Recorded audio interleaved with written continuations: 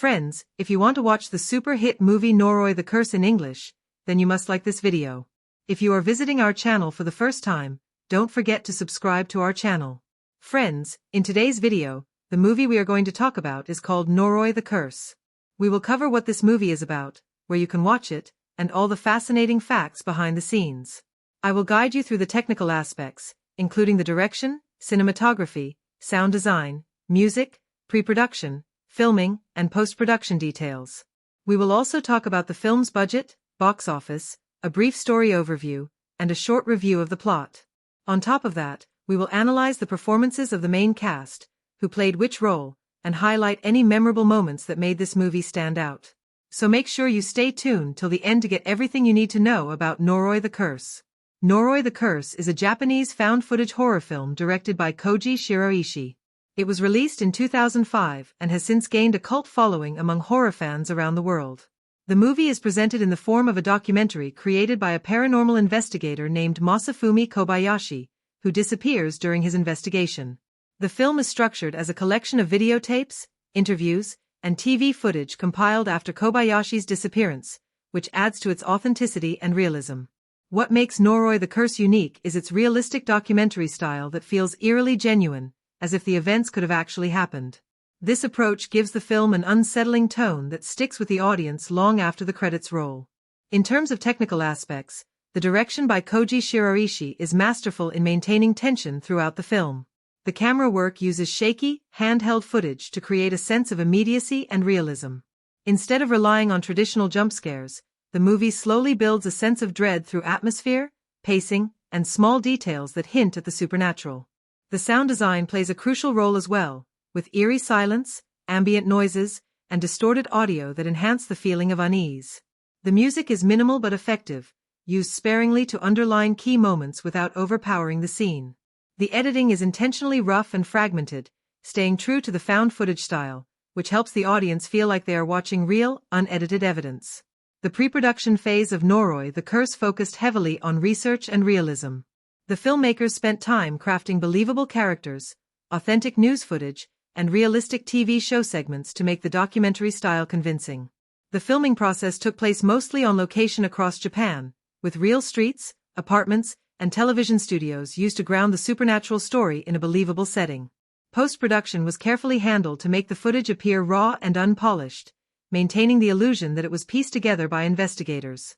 Regarding budget and box office, Noroi the Curse was made with a modest budget compared to Hollywood horror films, but its realistic style and gripping storytelling allowed it to perform well in Japan and later achieve international recognition through DVD releases and streaming platforms.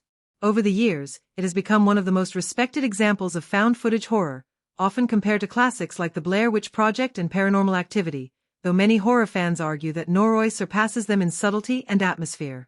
The story follows Masafumi Kobayashi as he investigates strange events connected to a mysterious ancient curse involving a demon named Kagutaba. As he digs deeper, he uncovers a series of disturbing incidents, including missing children, animal sacrifices, and people losing their sanity after coming into contact with the curse. The movie connects multiple storylines that gradually weave together into a horrifying revelation. Unlike many horror films, Noroi does not rely on a straightforward narrative, but instead creates tension through fragments of information, leaving much to the viewer's imagination. The cast delivers convincing performances that heighten the documentary feel of the film. Jin Muraki plays Kobayashi with calm determination, portraying a man driven by curiosity but haunted by fear.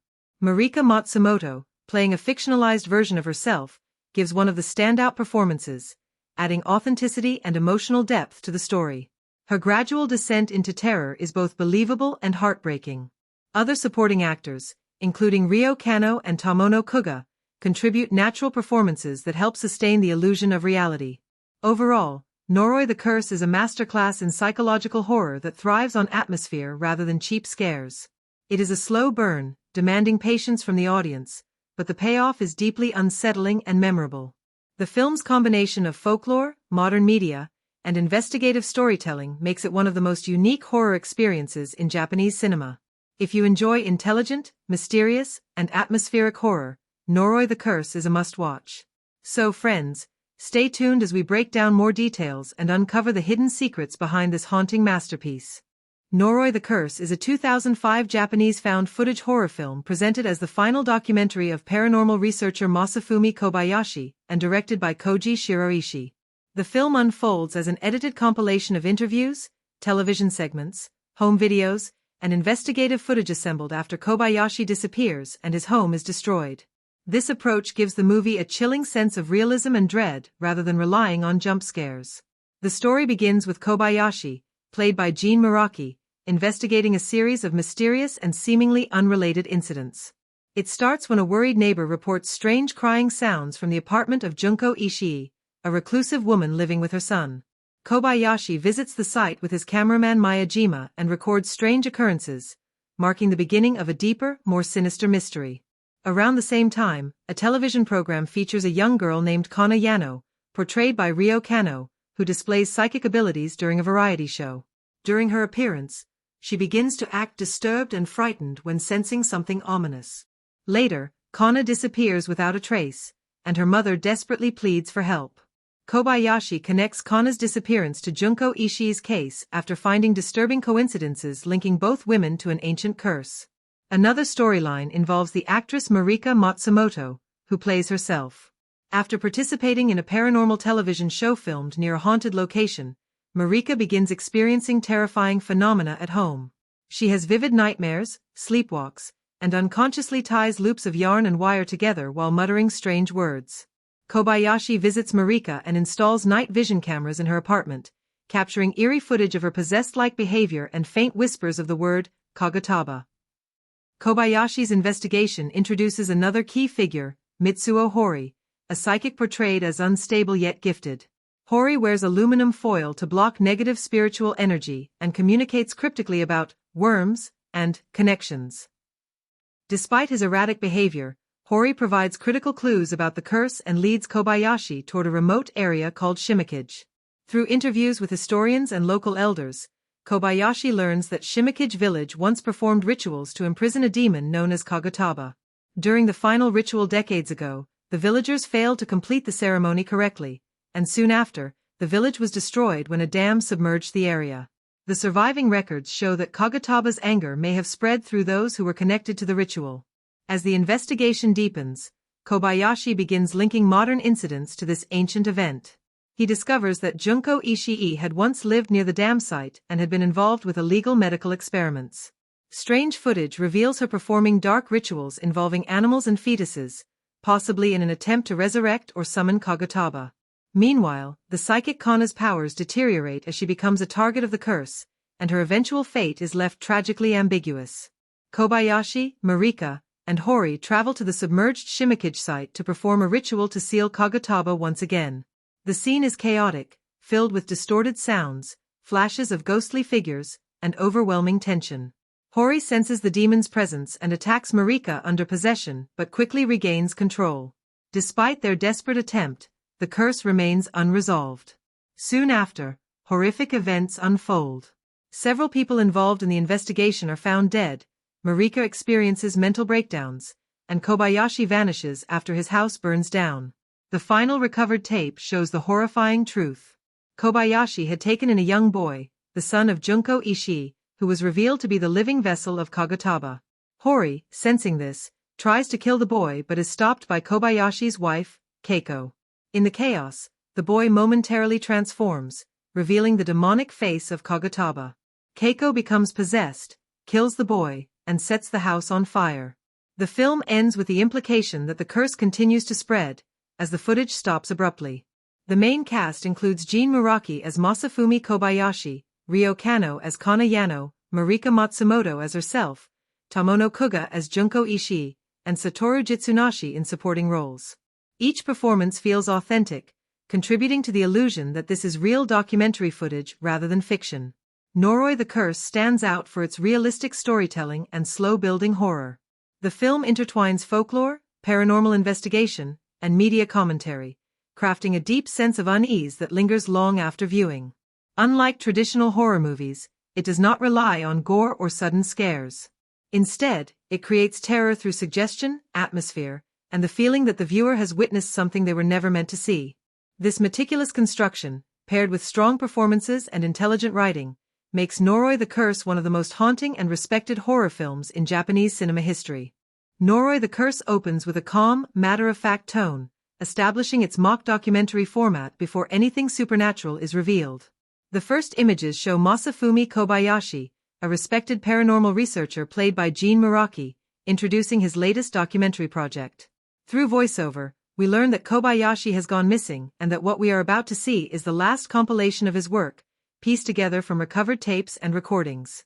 This framing device immediately creates tension, because viewers know from the start that whatever he uncovered led to his disappearance. The film then jumps into its setup, beginning with a small, isolated case in Tokyo involving a woman named Junko Ishii, played by Tomono Kuga. A neighbor has reported hearing strange baby cries coming from Ishii's apartment, even though she supposedly lives alone with her young son. When Kobayashi arrives to investigate, he finds the apartment in chaos, filled with strange symbols and piles of dead pigeons outside. This unsettling discovery acts as the inciting incident, the first hint of something deeply unnatural that will expand to consume the entire story. From this point, the film begins weaving together multiple storylines that seem unrelated at first. The rising action is built through television segments and found footage, including one from a variety show where a young psychic girl, Kana Yano, played by Ryo Kano, demonstrates her ability to sense spirits. During her performance, she becomes distressed and begins describing visions of writhing worms and suffocating darkness, imagery that will echo throughout the movie. Shortly after the broadcast, Kana goes missing. Kobayashi senses a connection between her disappearance and the strange events surrounding Junko Ishii. This is the first major turning point, where the small, local mystery evolves into a large-scale supernatural investigation. As Kobayashi digs deeper, he meets Mitsuo Hori, a psychic portrayed by Satoru Jitsunashi, who wears aluminum foil on his head to protect himself from harmful energies. Hori appears paranoid, yet his warnings about a curse named Kagutaba begin aligning with the clues Kobayashi uncovers. He speaks of strange noises, spiritual worms, and a spreading evil tied to ancient rituals. His erratic behavior adds a layer of unpredictability and dread, making him both a source of insight and a figure of instability. Meanwhile, another thread unfolds around actress Marika Matsumoto, playing herself, who begins to experience terrifying supernatural occurrences after filming a paranormal TV show. She sleepwalks, ties ropes into loops, and wakes screaming without memory of what she did. Kobayashi connects all these events, noticing symbols and patterns that lead back to the same mysterious name, Kagutaba. The middle section of the film acts as a slow, escalating buildup of horror. Kobayashi learns through interviews with local historians that Kagutaba was a demon worshipped in an old village called Shimikage. Generations ago, the villagers attempted a ritual to seal it away, but after they failed, the area was flooded and the village vanished beneath a dam. Kobayashi suspects that Junko Ishii's bloodline and the psychic disturbances may be connected to this ancient curse. This mid-film revelation reframes everything we've seen. The film's narrative uses this shift not just as an exposition dump but as a transformation in tone. What began as a detective-style mystery now turns into a descent into folklore and madness. The emotional peak of the film occurs when Kobayashi, Marika, and Hori travel to the remains of Shimikage to perform a ritual aimed at appeasing Kagutaba's spirit. The sequence is chaotic and unnerving, filled with distorted camera footage, guttural noises, and ghostly images appearing in the darkness. Hori becomes possessed and attacks Marika, momentarily losing control before Kobayashi intervenes. This scene represents both a literal and emotional climax, the team's attempt to confront the evil head-on and the audience's realization that their efforts may be futile. After the ritual, the film enters its unraveling phase. People connected to the investigation begin dying mysteriously. Marika descends into trauma, Hori vanishes, and news reports mention suicides and strange deaths linked to rope nooses and animal carcasses. Kobayashi tries to piece together what happened, discovering Junko Ishii's history of performing forbidden rituals using her own son as a vessel for Kagutaba. This realization forms the final turn of the story, revealing that the demon has already crossed into the human world through the child. The finale ties back to the documentary's framing device. Kobayashi's home burns down, killing his wife, Keiko, and leaving him missing. The recovered footage shows the terrifying conclusion. Hori breaks into Kobayashi's home to kill Junko Ishii's son, sensing that he embodies Kagutaba. A struggle ensues, and Keiko is possessed, kills the boy, and sets the house ablaze. The tape ends abruptly, leaving only charred remains and unanswered questions. The film's non-linear structure, blending of timelines, and fragmented footage enhance its sense of realism and mystery. Rather than presenting a clear resolution, it allows gaps that invite the audience to interpret what truly happened. Noroi the Curse uses its documentary form to manipulate time and perspective, making the viewer feel both participant and witness. Each new piece of footage doesn't just move the plot forward, it deepens the dread by revealing how interconnected every moment has been from the start. By its final beat, the narrative closes on ambiguity and inevitability, an unresolved terror that suggests the curse is still spreading, and the story we watched was only a small glimpse of something much larger and unstoppable. Noroi the Curse is unique among horror films in that its characters do not follow traditional arcs of redemption or triumph. Instead, the film explores subtle and often tragic transformations brought on by obsession, fear, and exposure to the unknown. Every major character in the movie begins as a relatively ordinary person but ends as a fragment of their former self, consumed by the supernatural force they attempt to understand or resist. The film's found footage format allows their changes to emerge gradually, through gestures, tone shifts, and reactions rather than explicit dialogue. At the center of the story is Masafumi Kobayashi, portrayed by Jin Muraki. He begins the film as a calm, rational investigator known for his disciplined and methodical approach to documenting paranormal events. He has built his reputation on explaining the unexplainable, grounding his investigations in logic and skepticism. Kobayashi's motivation is rooted in curiosity and a genuine desire to uncover truth, but as the movie progresses, this curiosity evolves into obsession. He becomes increasingly consumed by the mystery surrounding Kagutaba, the demon at the core of the curse. What begins as a documentary project slowly becomes a personal crusade, and the emotional weight of his discoveries begins to wear on him. His interactions become more anxious, his tone more urgent, and his once scientific demeanor cracks under the pressure of confronting something he cannot control. By the end, Kobayashi's need to document truth has destroyed him and his family. His transformation is a tragic one. The rational observer becomes the victim of the very phenomena he tried to expose. Marika Matsumoto, playing a fictional version of herself, undergoes one of the most visible psychological shifts in the film. She enters the story as a cheerful and confident actress, initially treating her involvement in a paranormal TV segment as harmless entertainment. However, after she participates in a shoot at a supposedly haunted location, her demeanor changes drastically. Small signs, a trembling hand, a nervous glance, an unsteady tone, begin to reveal growing fear. Soon she starts exhibiting strange behaviors like tying ropes into loops and speaking in her sleep. These are not just symptoms of possession but indicators of a deeper mental and emotional breakdown. Her journey reflects how innocence and rationality deteriorate under the weight of supernatural influence. In one key scene, Marika awakens from a trance to find herself surrounded by the rope loops she made unconsciously. Her horrified reaction and desperate apology to Kobayashi reveal her awareness of losing control. By the film's end, Marika has shifted from a bright, self-assured performer to a traumatized survivor barely able to comprehend her reality. Mitsuo Hori, portrayed by Satoru Jitsunashi, stands as one of the film's most complex and tragic characters. Introduced as an eccentric psychic who wraps himself in aluminum foil to block spirits, Hori initially seems unhinged and unreliable. However, as the story unfolds, it becomes clear that his instability is a byproduct of constant exposure to supernatural forces. Beneath his erratic behavior lies genuine compassion and a desperate desire to protect others from the curse. His paranoia, though exaggerated, proves justified as the curse intensifies. The emotional shift in Hori's arc comes when his warnings, once dismissed as madness, are finally recognized as truth.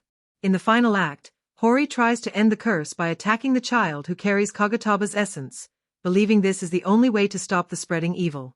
His violent action, however, brands him as a madman, and his sacrifice is misunderstood. Hori's journey is one of tragic foresight, a man cursed with knowledge no one will believe until it's too late. Kana Yano, played by Ryo Kano, represents the most innocent victim of the narrative. She begins as a gifted child psychic celebrated by television producers for entertainment value. Her motivations are never self-serving. She simply wants to use her abilities as instructed. Yet she becomes a symbol of exploitation, used by adults for ratings and dismissed when she starts describing truly frightening visions. Kana's progression from wonder to terror mirrors the story's shift from curiosity to horror. When she disappears, her absence leaves a haunting void, showing how easily innocence can be consumed by forces beyond comprehension. Junko Ishii, portrayed by Tomono Kuga, serves as the story's human antagonist but also its most enigmatic figure. When first introduced, she seems like a disturbed recluse, but as the investigation deepens, her motives become more ambiguous. Her actions, rituals involving her son, the slaughter of animals, and strange markings, can be read as both evil and desperate. Whether she's intentionally serving Kagutaba or trying to contain it is left unclear. Ishii's gestures, her hollow stare, and her obsessive care for her son suggest a woman under the curse's control rather than a willing participant. Her development isn't redemption but revelation. She is the bridge between ancient myth and modern corruption. The interplay between these characters defines the film's emotional depth. Kobayashi's calm logic collides with Hori's madness, Marika's innocence erodes in the face of horror, and Ishii's quiet menace becomes the thread connecting them all. Their arcs intersect at points of empathy and disbelief, forming a study in how different personalities respond to the incomprehensible. None of them experience conventional growth or catharsis. Instead, they move from ignorance to knowledge, and that knowledge destroys them. By the film's end, every character who sought understanding becomes a vessel for chaos. Their development is less about change and more about decay, an erosion of rationality, trust, and identity. Noroi the Curse uses character transformation to illustrate how proximity to evil corrupts even the purest intentions, leaving behind a haunting message. Sometimes the greatest curse is the need to know the truth. One of the most striking aspects of Noroi the Curse is how natural and understated the performances are. The film's found footage format depends entirely on the believability of its cast, and the actors succeed in creating the illusion that what we're watching is genuine documentary material rather than fiction. There are no exaggerated reactions or melodramatic flourishes. Instead, each performance is grounded in subtle realism that sells the film's creeping horror. The result is a cast that disappears almost completely into their roles, making the viewer forget they are watching actors at all. Gene Muraki, as Masafumi Kobayashi, anchors the film with quiet conviction. His performance is the film's stabilizing force, and he embodies a documentarian's mix of curiosity and composure with effortless precision. Muraki's delivery is measured, professional, and always calm, even when the events around him grow terrifying. This restraint is what makes his arc so effective. When the cracks begin to show, his voice trembling slightly, his breathing quickening, or his eyes revealing exhaustion, the change feels authentic rather than staged. One of Muraki's most powerful moments comes during his interview with the historian who explains the legend of Kagutaba. The way he listens, nods politely, and yet keeps glancing at his notes suggests both fascination and growing dread. It's a subtle but telling piece of acting that shows how his intellectual curiosity starts to collide with fear. Muraki doesn't need big gestures. His performance works because he plays Kobayashi as an observer who slowly becomes trapped in the very story he is documenting. Marika Matsumoto, playing a fictionalized version of herself, gives a layered performance that stands out as one of the film's emotional anchors. Her early scenes capture her cheerful and professional demeanor as an actress participating in a paranormal TV show. But as the haunting begins to take hold, Matsumoto transitions with remarkable control from light-hearted charm to raw vulnerability. Her voice becomes hesitant, her body language defensive, and her once confident expressions replaced by confusion and fear. In one key sequence, when Kobayashi shows her footage of herself sleepwalking and tying ropes into loops, her horrified reaction feels heartbreakingly real. She doesn't scream or collapse, she simply stares in disbelief and shame, whispering an apology, and that small, quiet moment carries immense emotional weight. Matsumoto's authenticity keeps the film grounded, turning what could have been an overacted possession arc into a deeply human portrayal of trauma and loss of control. Satoru Jitsunashi as Mitsuo Hori is the film's most electrifying presence. His performance is chaotic, unpredictable, and strangely sympathetic. Hori is introduced as an eccentric psychic covered in aluminum foil, mumbling about spirits and energy, and it would have been easy for the character to become comic relief. Instead, Jitsunashi balances his eccentricities with a raw emotional core. His physical performance, jerky movements, darting eyes, sudden bursts of panic, suggests a man constantly fighting forces no one else can see. The way he delivers fragmented lines, half-whispered and half-shouted, gives the sense that he's drowning in his own visions. A particularly memorable moment occurs during the ritual scene near the dam. As Hori begins convulsing and screaming Kagutaba's name, his terror feels so visceral that it transcends performance and becomes something primal. Jitsunashi's unpredictability injects tension into every scene he's in, and his desperate attempt to stop the curse in the final act reveals a tragic dimension to his madness. Ryo Kano, as the young psychic Kana Yano, delivers a performance that feels heartbreakingly genuine for her age. Her early television appearance is played with a natural innocence, her expressions open and unaffected.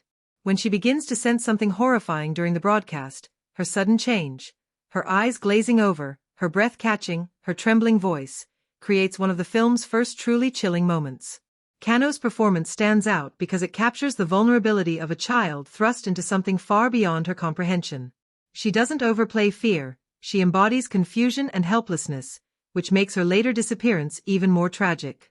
Tomono Kuga as Junko Ishii provides the most disturbing and enigmatic performance in the film. Her portrayal is almost completely internalized. She rarely raises her voice or explains her actions, yet every gesture and glance suggests layers of torment. Kuga's stillness is what makes her frightening. When Kobayashi interviews her, she avoids eye contact, her voice flat and detached, as if she is barely tethered to reality. In a later sequence where she performs a ritual with her son, her movements are deliberate and ritualistic, her expression blank yet charged with suppressed emotion. Kuga captures the duality of a mother who may be both victim and perpetrator, making her one of the most haunting figures in the story. Even the smaller supporting players contribute meaningfully to the film's authenticity. The neighbor who reports the strange noises, the television hosts who dismiss the paranormal events, and the experts interviewed by Kobayashi all give naturalistic performances that enhance the realism. Their casual reactions and unscripted rhythms make the entire world of Noroi the Curse feel lived in and believable. The cast chemistry is particularly effective in the trio of Kobayashi, Marika, and Hori. Their scenes together balance logic, fear, and desperation. Muraki's calm authority, Matsumoto's emotional unraveling, and Jitsunashi's manic energy complement one another perfectly, creating a dynamic that feels organic rather than staged. When they perform the ritual near the film's climax, their contrasting states, Kobayashi's focus, Marika's terror, and Hori's frenzy, collide to create one of the most intense and believable sequences in found-footage horror. Noroi the Curse succeeds largely because of its performances. Every actor commits fully to the illusion that this is a real investigation unraveling in real time. There are no weak links. Even when a line might sound simple on paper, the cast's delivery makes it feel spontaneous. Their timing, physicality, and emotional restraint turn what could have been a gimmick into something hauntingly believable. The performances are the film's heartbeat, transforming it from a supernatural story into a disturbingly authentic human tragedy. Kōji Shiraishi's direction in Noroi the Curse is the single most important element that shapes its identity and transforms it from a simple found-footage horror story into one of the most chilling and atmospheric pieces of modern Japanese cinema. His vision governs every aspect of the movie, from its deliberate pacing to the unsettling realism of its performances and the slow, creeping dread that builds across 2 hours. What sets his direction apart is his total commitment to authenticity. He doesn't try to convince you with spectacle. He convinces you by making the supernatural feel like a natural extension of the mundane. Shiraishi's tone is one of restrained realism. From the opening frames, he treats the material as a documentary rather than a horror film. The camera rarely calls attention to itself. Shots linger just long enough to feel observational, as though the camera operator is genuinely documenting rather than crafting a story. This observational style gives Noroi the Curse its unique credibility. Shiraishi directs the camera as if it were a silent witness, never too stylized, never too invasive, but always positioned to capture just enough to make the viewer uneasy. The long, static takes become a trademark of his approach, allowing tension to grow naturally within the frame. He trusts the audience to watch carefully, to search the corners of the image, and to feel dread without being told where to look. His pacing is slow and methodical, yet every beat feels intentional. Shiraishi's control over rhythm is masterful because he understands that fear builds best when the audience's expectations are manipulated. The first hour of Noroi the Curse plays almost like a genuine TV documentary, full of interviews, archival footage, and seemingly disconnected events. This deliberate choice grounds the viewer in realism, lowering defenses. When the supernatural intrudes, it feels abrupt and invasive, precisely because the film's structure has made us believe in its reality. Shiraishi's pacing mirrors the experience of uncovering a real mystery, where information comes in fragments, and connections appear gradually. It is a bold directorial decision that demands patience but rewards it with an immersive sense of discovery. Shiraishi's use of editing is another defining feature. He avoids flashy transitions or manipulative musical cues, relying instead on hard cuts and long silences. Each edit feels like a break in the continuity of the investigation, as if the footage truly was compiled after the fact. Abrupt cuts often occur just as something disturbing begins to happen, leaving the audience unsettled and desperate for closure. This technique mirrors real-life documentary editing, where unexplained omissions or jump cuts create a sense of authenticity and mystery. It is a subtle but powerful form of direction that keeps the audience off balance. When it comes to staging, Shiraishi shows incredible restraint. His camera placement feels naturalistic, often fixed on a tripod or handheld at a believable angle. He avoids stylized tracking shots or sweeping camera movements that could break the illusion of reality. Instead, he composes his shots with a documentarian's eye, letting the eerie details exist naturally in the frame.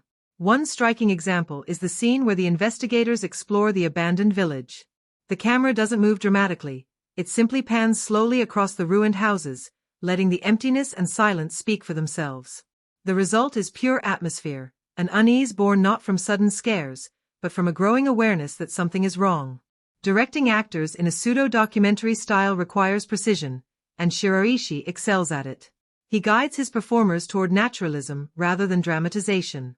He encourages hesitation, overlapping dialogue, and awkward pauses that feel unpolished but real.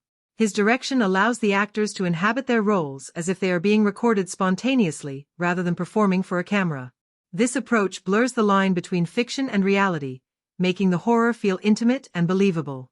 When characters react to paranormal events, their fear is quiet, confused, and human.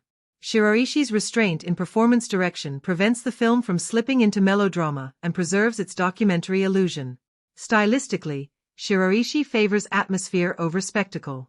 He builds dread through sound design, timing, and the unseen.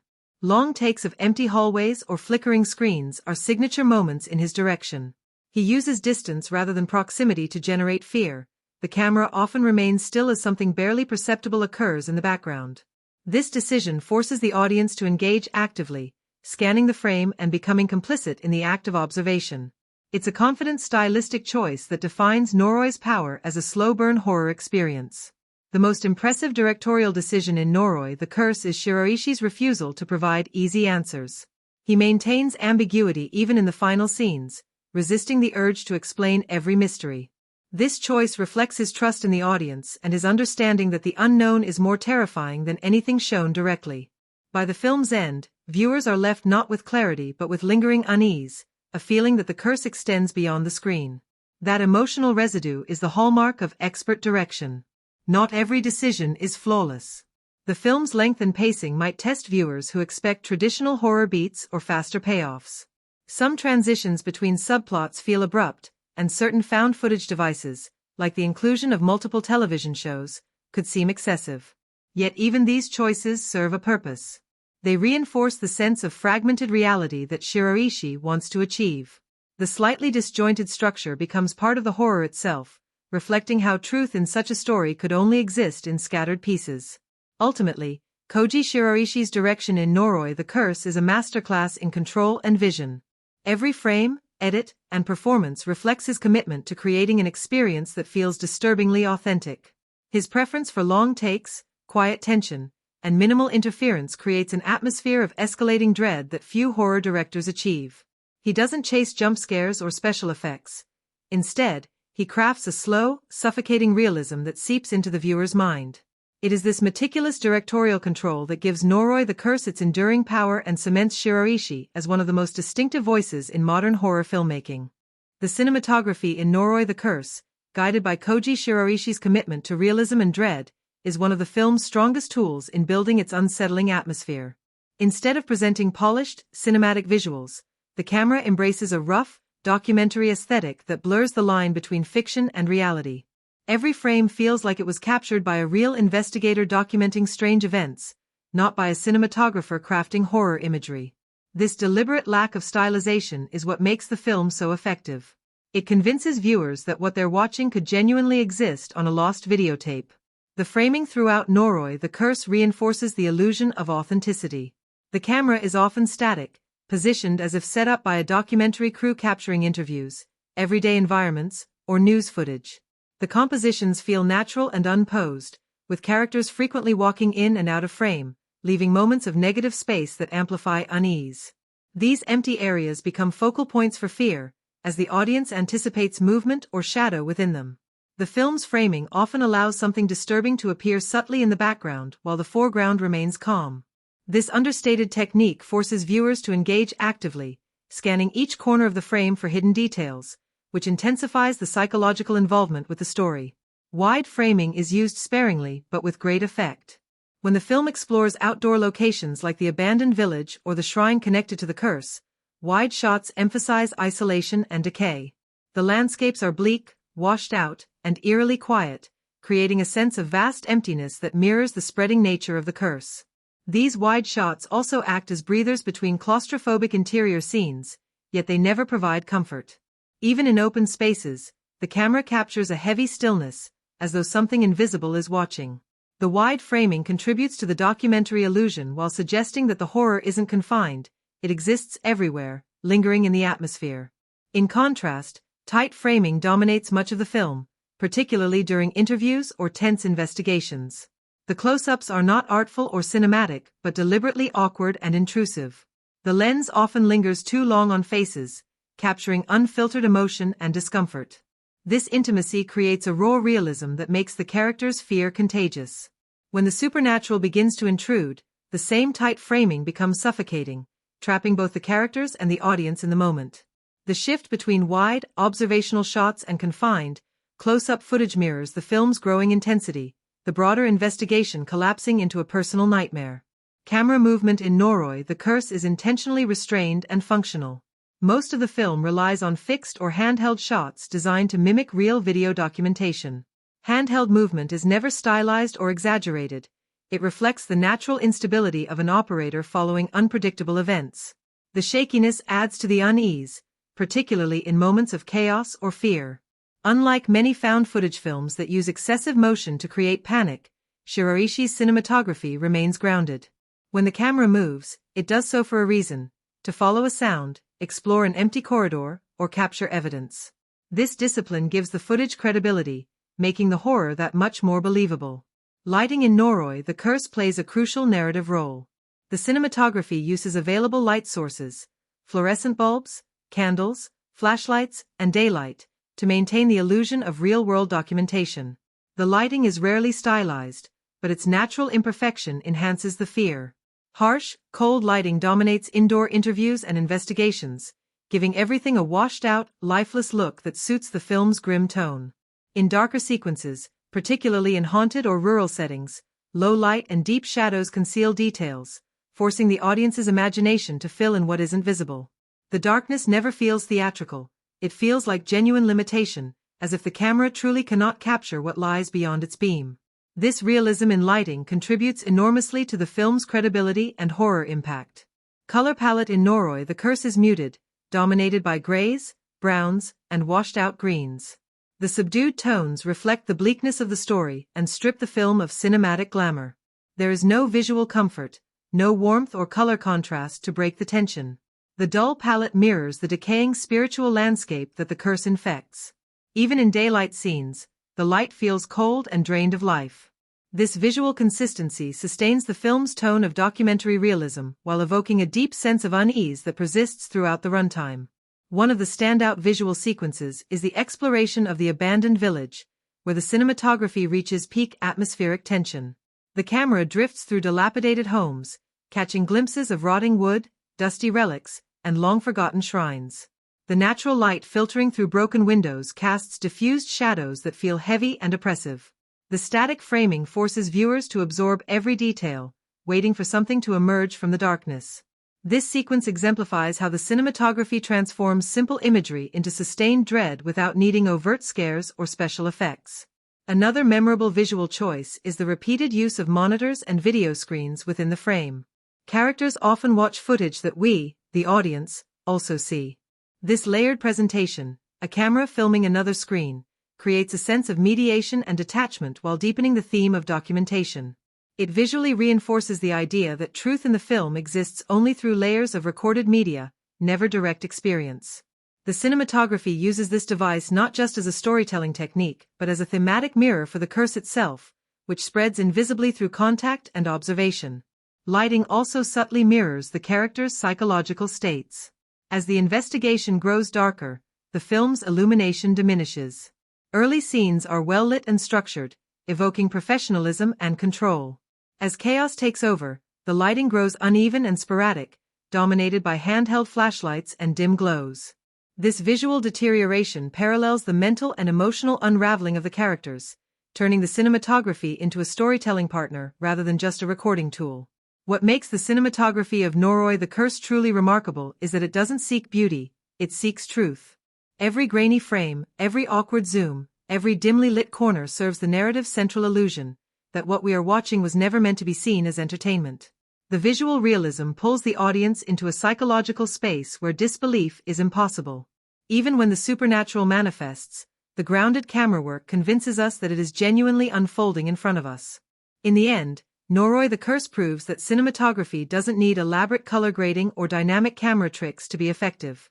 Its strength lies in restraint, consistency, and purpose. The framing, movement, and lighting all serve the director's vision of a cursed documentary that feels terrifyingly real. The result is imagery that stays with you, not because it's beautiful, but because it looks too real to forget. Editing and pacing are the heartbeat of Noroi the Curse, dictating how fear unfolds and how the audience processes the overwhelming web of information the film presents. Kōji Shiraishi and his editorial team designed the film structure to feel like a recovered documentary assembled from real footage, interviews, and news segments. Every cut reinforces that illusion, creating a rhythm that mirrors investigative journalism rather than traditional horror storytelling. The editing style is slow, deliberate, and intentionally fragmented, but this fragmented nature is exactly what makes the film so unsettling. From the opening sequence, the editing sets a documentary tone. The footage is presented as part of a completed investigation by the missing journalist Masafumi Kobayashi. The transitions between clips are abrupt, often marked by digital interference or simple fades, suggesting an editor pieced the material together after tragic events. This device grounds the film in realism, implying that what we're seeing is evidence, not entertainment. The editing rhythm follows the logic of real documentary editing. Scenes often begin late and end early, with little cinematic flourish. This choice keeps the film grounded and supports the illusion that everything is happening spontaneously. The pacing of Noroi the Curse is deliberate, stretching tension across a long runtime. Rather than sprinting through scares, the film builds dread incrementally. Each scene introduces fragments of information, strange events, interviews, and bits of footage that don't initially connect. The editing uses this disjointed rhythm to create curiosity and frustration, forcing the audience to piece the mystery together themselves. The lack of immediate resolution makes every discovery more disturbing, because it feels earned rather than handed over. The slow rhythm mirrors the process of investigation, where answers come only after patient observation. Transitions in the film are rarely smooth or stylized. Instead, they are abrupt, mimicking the natural breaks found in unedited footage. Jump cuts often interrupt a moment of calm, pushing the story into new territory without warning. These jarring transitions are intentional. They keep viewers uneasy and aware that the footage is being compiled posthumously. Occasionally, a scene cuts out mid-action, leaving the viewer with lingering questions about what happened next. That missing information becomes part of the horror, suggesting that something too terrible to show occurred between frames. Montages are used sparingly but effectively. When the film shifts between multiple sources, television programs, news reports, or home recordings, the editing layers these fragments to create a sense of scale. It feels as though the curse is not confined to one storyline but rippling through various aspects of society. The montage structure also builds momentum by connecting previously unrelated threads, helping the audience see the broader implications of the mystery. Rather than quick, rhythmic cutting, these sequences rely on thematic juxtaposition. One piece of footage contradicts or complements another, deepening the mystery instead of clarifying it. The rhythm of Noroi the Curse changes noticeably between acts. The first act is investigative and methodical, filled with talking heads and static interviews. The editing here is patient, almost procedural, allowing the audience to absorb background information. The middle section introduces more fragmented footage and overlapping narratives, accelerating the pace subtly as the curse's influence grows. The final act, when chaos erupts, adopts a more urgent rhythm. Cuts become faster, and footage appears degraded or incomplete.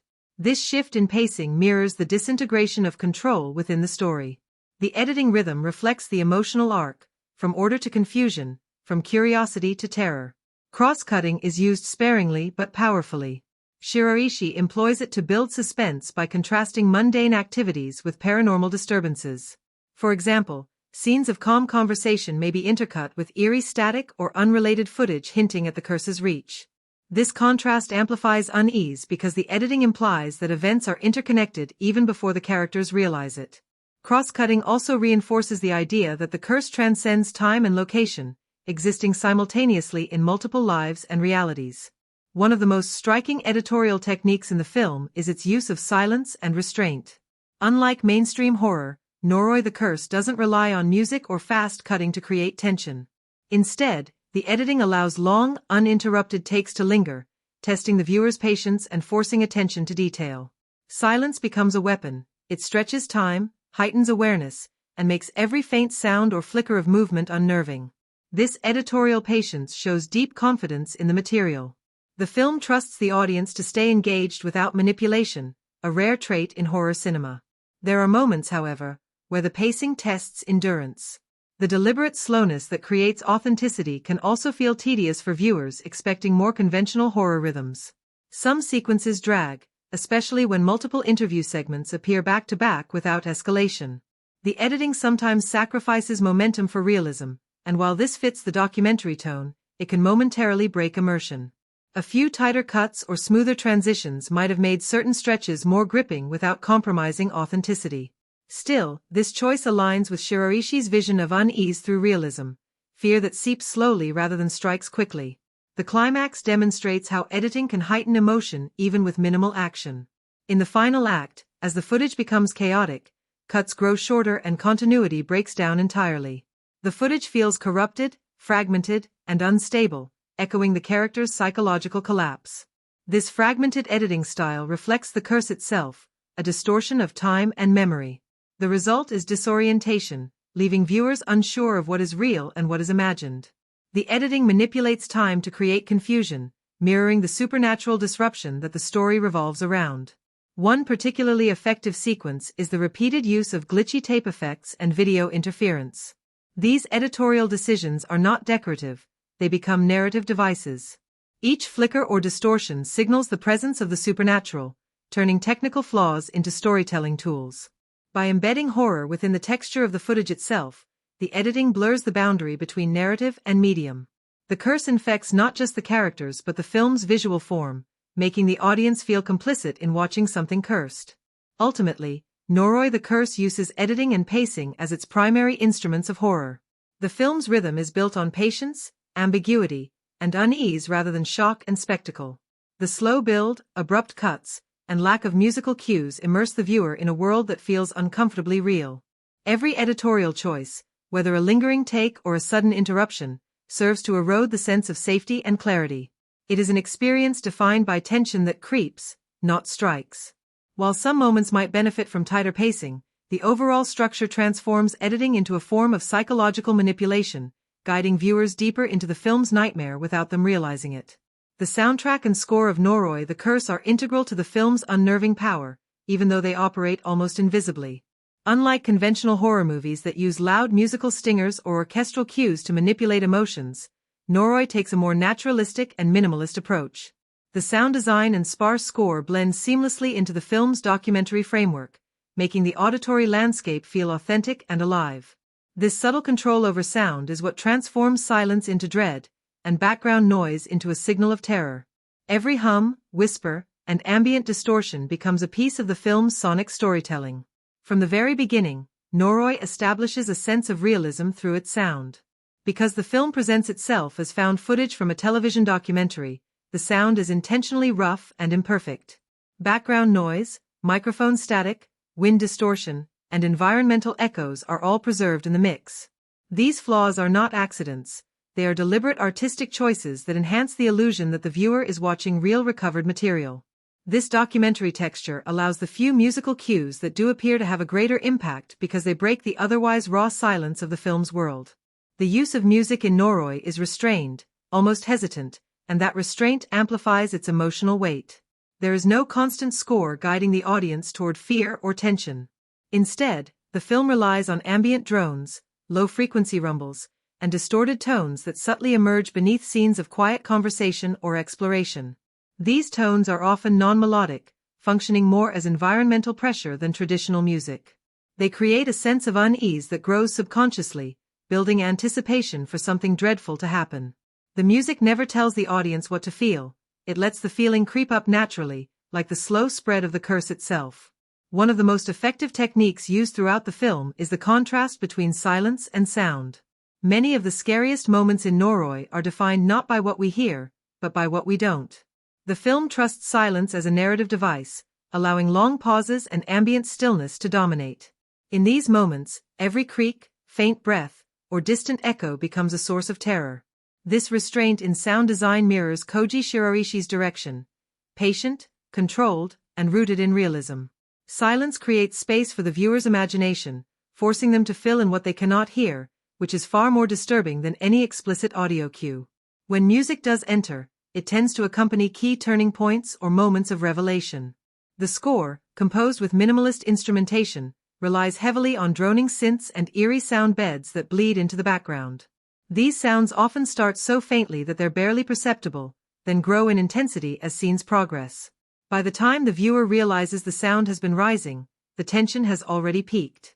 This method of gradual escalation through sound rather than image makes Noroi's horror deeply psychological. The audience feels the dread before consciously understanding why. Recurring sound motifs subtly attach themselves to the curse and its manifestations. A low, almost mechanical hum frequently accompanies scenes where supernatural forces are at play. This motif becomes a kind of auditory signature for the unseen presence haunting the characters. Similarly, the use of distorted static and feedback noise during moments of paranormal interference reinforces the idea that the curse affects not just people but the recording equipment itself. These recurring sonic patterns serve as the film's equivalent of a musical theme, haunting, indistinct, but undeniably tied to the evil permeating the story. Licensed or diegetic music within the world of the film also plays a small but effective role. Occasionally, when television broadcasts or home videos appear, snippets of ordinary background music or jingle-like sounds can be heard.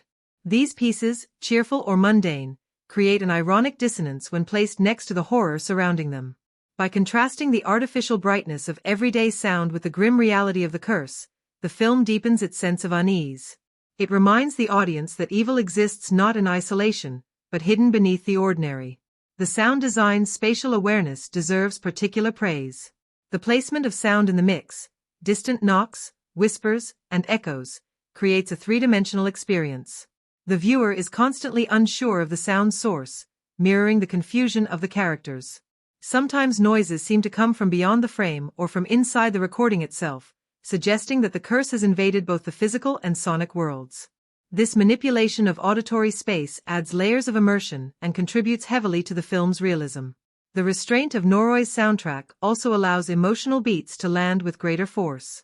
When tragedy strikes or when characters confront the supernatural, the absence of manipulative scoring allows their reactions to feel genuine.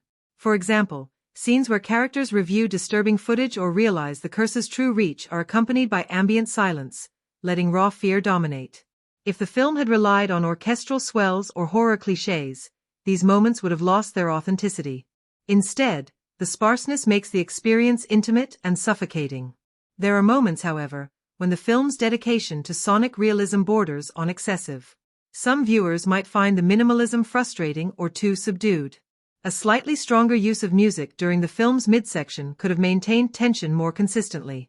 Certain scenes that rely purely on ambient noise risk losing momentum, especially during the long investigative stretches.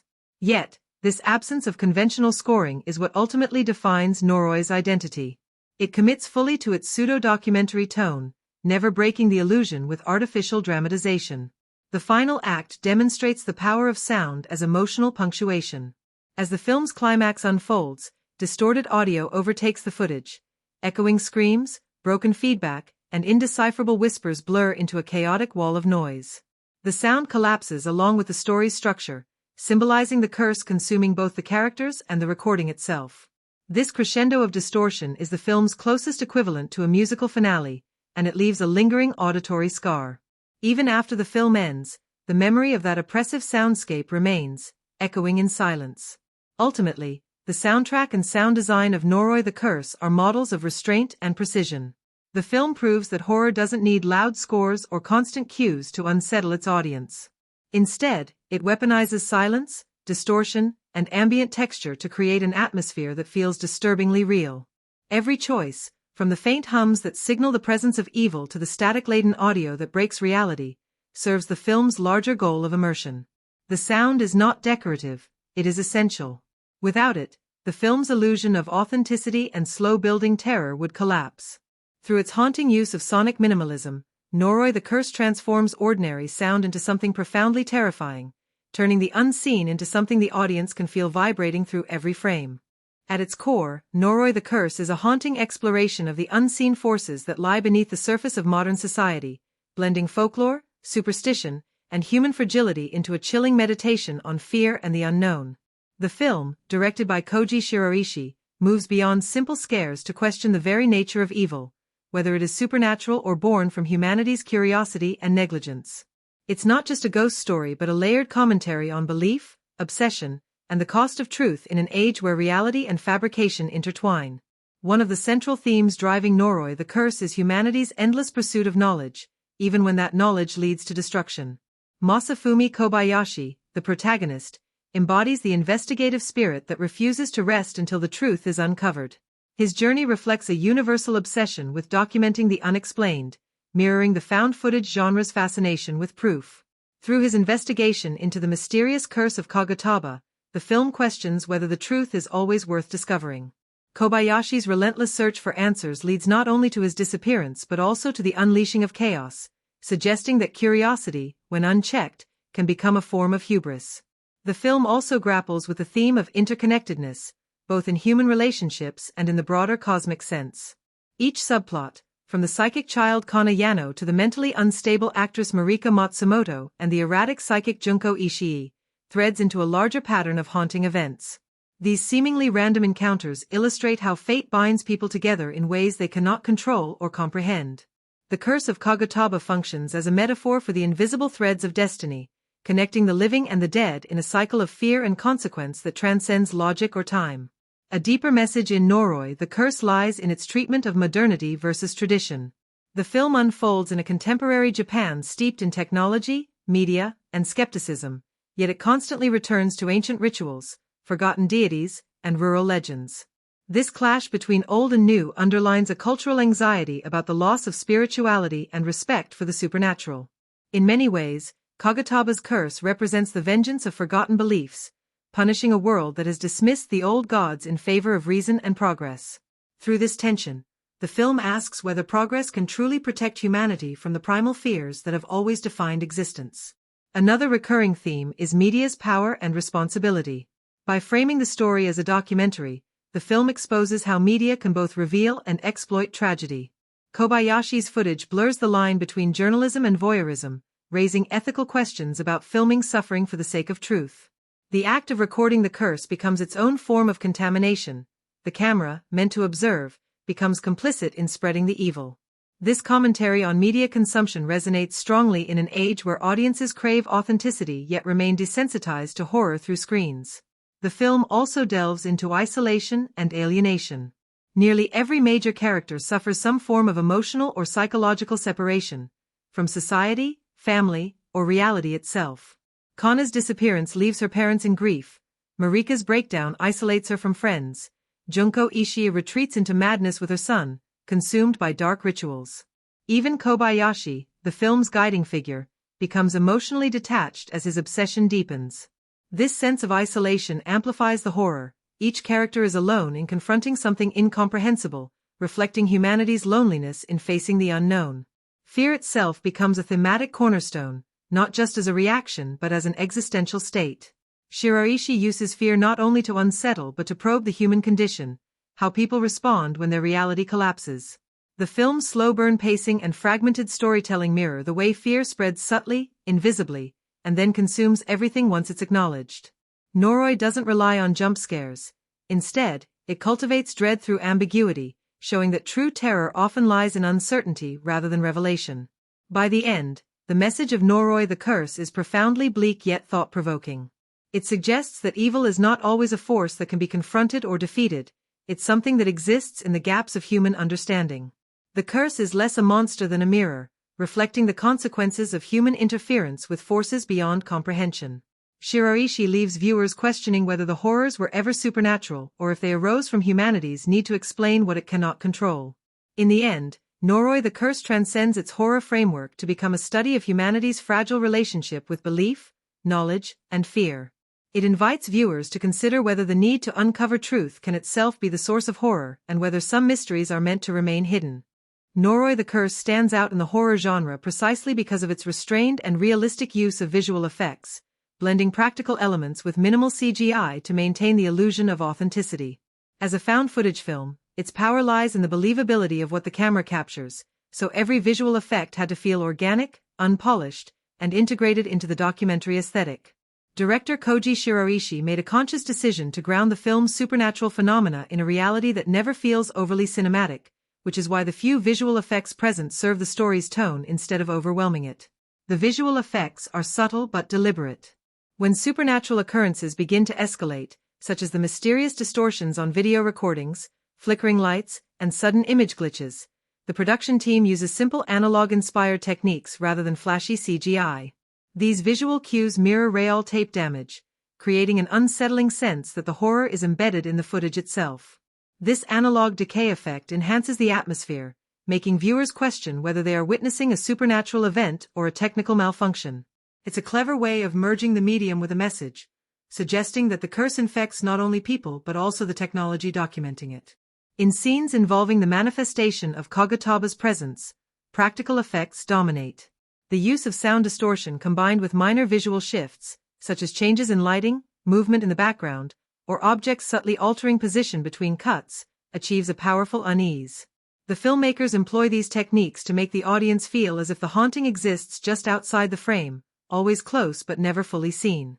This approach avoids the trap of over-explaining through visuals, reinforcing the mystery and the realism. When CGI is used, it's applied sparingly, often to enhance practical elements rather than create them from scratch. For instance, in sequences where the paranormal activity intensifies, such as the unexplained movements of objects or the eerie images appearing on videotapes, digital compositing is used to blend in small supernatural touches. These moments are handled with restraint so that they never look out of place in a documentary context. The digital manipulation feels like a natural extension of the camera's perspective, maintaining the illusion that what we're watching is raw, unedited evidence. One of the most effective uses of visual effects occurs during the climactic scenes, where the boundary between the human world and the supernatural blurs completely. The disturbing images captured by Kobayashi's camera, including figures that appear and vanish in an instant, are achieved through layered editing and compositing rather than full-scale CGI modeling. The faint, almost imperceptible presences give the impression that something evil is being caught on tape by accident. This low-key execution is far more unnerving than high-budget effects would have been, proving that subtlety is the film's greatest technical strength. The few moments that rely more heavily on digital manipulation, such as distorted faces, static interference, or unnatural shadows, are effective because they mimic the imperfections of old video equipment. The aesthetic of low-resolution and jittery handheld motion allows these effects to hide their artificial nature, blending seamlessly with the film's found-footage authenticity. Rather than pulling viewers out of the story, these choices deepen immersion, giving the impression that the curse itself corrupts the visual medium. It's a haunting example of how form and content work hand in hand. The contrast between Noroi's digital and practical effects is also worth noting. While digital work enhances the unseen, the physical sets and makeup effects ground the horror in reality. The ritual masks, old shrines, and the eerie rural locations where the curse originates all serve as practical elements that feel tactile and lived in. Even small details, such as the ritual rope bindings or the weathered temple props, contribute to the believability of the supernatural events. The tangible decay of these objects creates a bridge between the natural and the unnatural, something that CGI alone could never achieve. What makes Noroi's visual effects so effective is that they serve the story rather than distract from it. There are no unnecessary spectacle-driven moments. Instead, every flicker, distortion, and glitch exists to unsettle the viewer and emphasize the film's core idea that evil is invisible yet ever present. The visual style mirrors the progression of the curse itself, quiet, creeping, and almost imperceptible until it's too late. Even moments that could have used more overt effects, such as demonic apparitions or large-scale manifestations, are intentionally left ambiguous, keeping the audience's imagination at work. In essence, Noroi the Curse demonstrates that effective horror doesn't depend on high-end CGI but on controlled, purpose-driven visual design. The combination of subtle digital tweaks, authentic practical work, and psychological suggestion creates a cohesive visual experience that feels disturbingly real. Rather than relying on visual effects to impress, the film uses them to deceive, to make us believe that what we are seeing could have been captured by a real investigative filmmaker. This restraint, combined with a commitment to realism, turns Noroi's minimal visual effects into one of its most powerful storytelling tools. The set design and location work in Noroi the Curse are fundamental to the film's realism and haunting tone.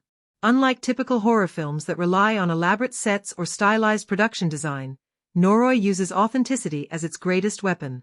Every location feels like a real place that existed long before the cameras arrived, which reinforces the documentary style and gives the audience a sense that they are watching true events unfold.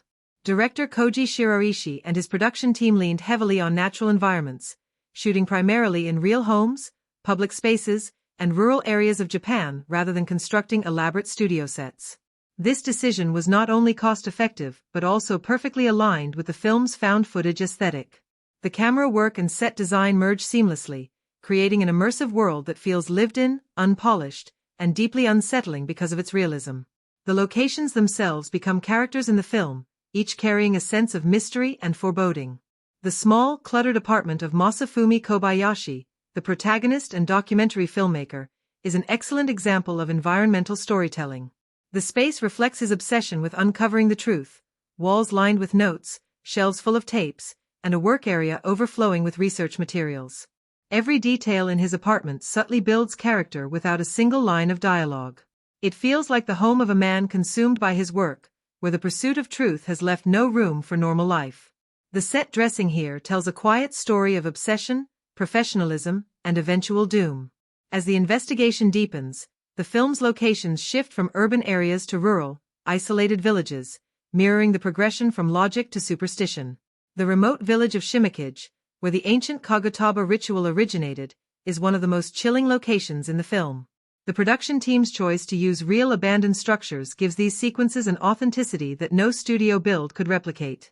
The cracked wood, decaying shrines, and overgrown pathways all suggest a forgotten history that continues to fester beneath the surface. The Kagutaba ritual site, with its tattered ceremonial rope and weathered altar, communicates generations of suppressed fear and local myth. The use of natural decay within the environment becomes an extension of the curse itself, symbolizing how corruption seeps through time and place. The variety of interiors across the film also adds depth to its world building.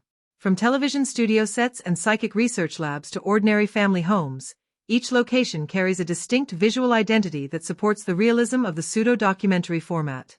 The TV studio, for instance, looks perfectly generic, brightly lit, and sterile, an intentional contrast to the dimly lit and chaotic private spaces Kobayashi later visits. This contrast between public order and private horror reflects one of the film's thematic undercurrents: how modern rationality coexists uneasily with old spiritual fears. One particularly memorable location is the home of Junko Ishii, the mentally disturbed woman connected to the curse. Her small, grimy apartment is filled with clutter and disturbing signs of neglect. The art direction here is subtle but effective. Stacks of unwashed dishes, disorganized papers, and dim lighting combine to suggest a space where sanity has eroded. Later, when the film revisits her home in a more chaotic state, the visual disarray becomes a physical manifestation of her descent into madness.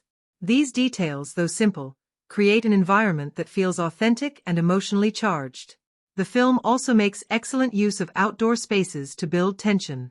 The woods surrounding the old ritual sites and the empty fields of rural Japan evoke a deep unease. These landscapes are not designed to look overtly terrifying. Instead, their emptiness and silence become the source of dread.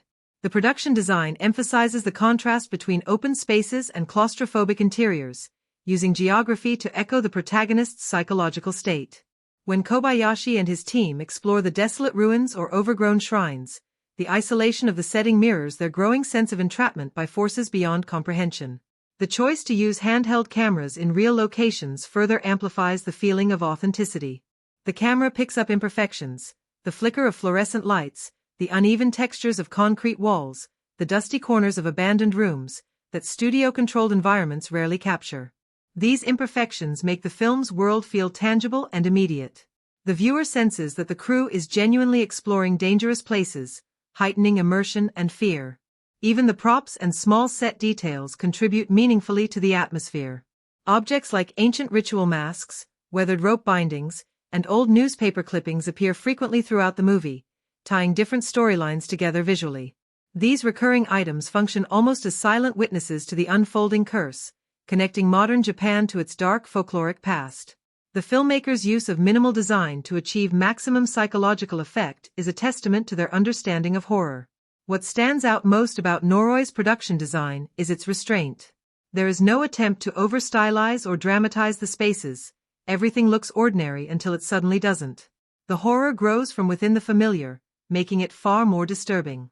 The locations feel as though they could exist just beyond the viewer's own world, ordinary neighborhoods hiding extraordinary terror. This approach aligns perfectly with the film's central conceit that evil hides in plain sight, lurking in the corners of everyday spaces.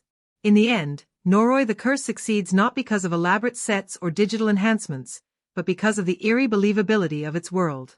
The production design and location choices allow the supernatural elements to feel grounded in reality, transforming familiar spaces into sources of paranoia and dread. The combination of authentic settings, subtle set dressing, and carefully chosen props builds a cinematic environment that supports both the story's realism and its slow-burning horror. Through this grounded design, Noroi achieves a terrifying plausibility that lingers long after the credits roll. The dialogue and script of Noroi the Curse are masterfully crafted to maintain the illusion of authenticity while gradually building a sense of unease.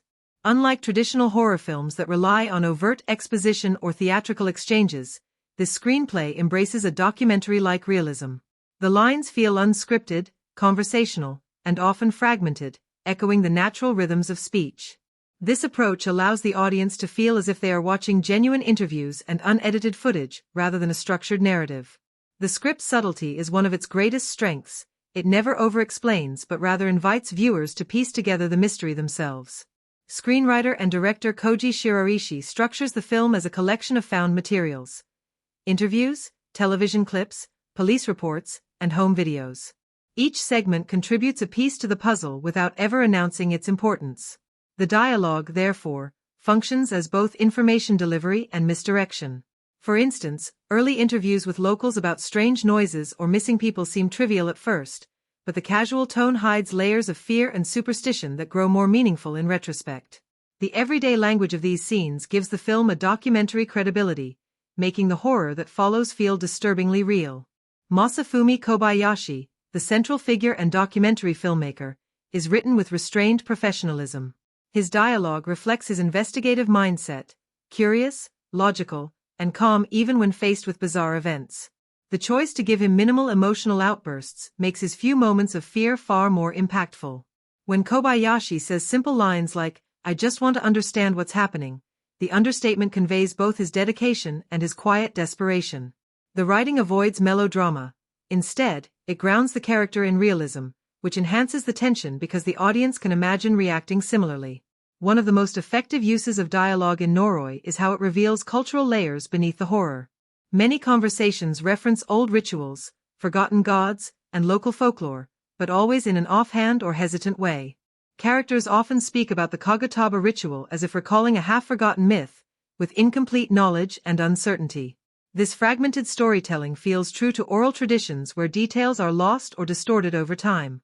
The dialogue captures the uneasy coexistence between modern skepticism and ancient superstition in Japanese society, highlighting one of the film's underlying themes: the persistence of fear despite technological progress. The supporting characters' speech patterns also feel intentionally varied, reflecting their backgrounds and states of mind.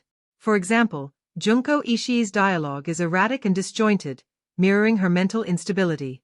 Her cryptic responses and sudden emotional shifts communicate more than her words. When she mutters fragments about her son and the curse, the incoherence becomes terrifying because it feels uncontrolled and raw. Similarly, The psychic Kana Yano speaks with an innocent sincerity that makes her fate especially tragic. Her simple, unguarded way of expressing her feelings contrasts sharply with the more rational tone of the adults around her, emphasizing her vulnerability.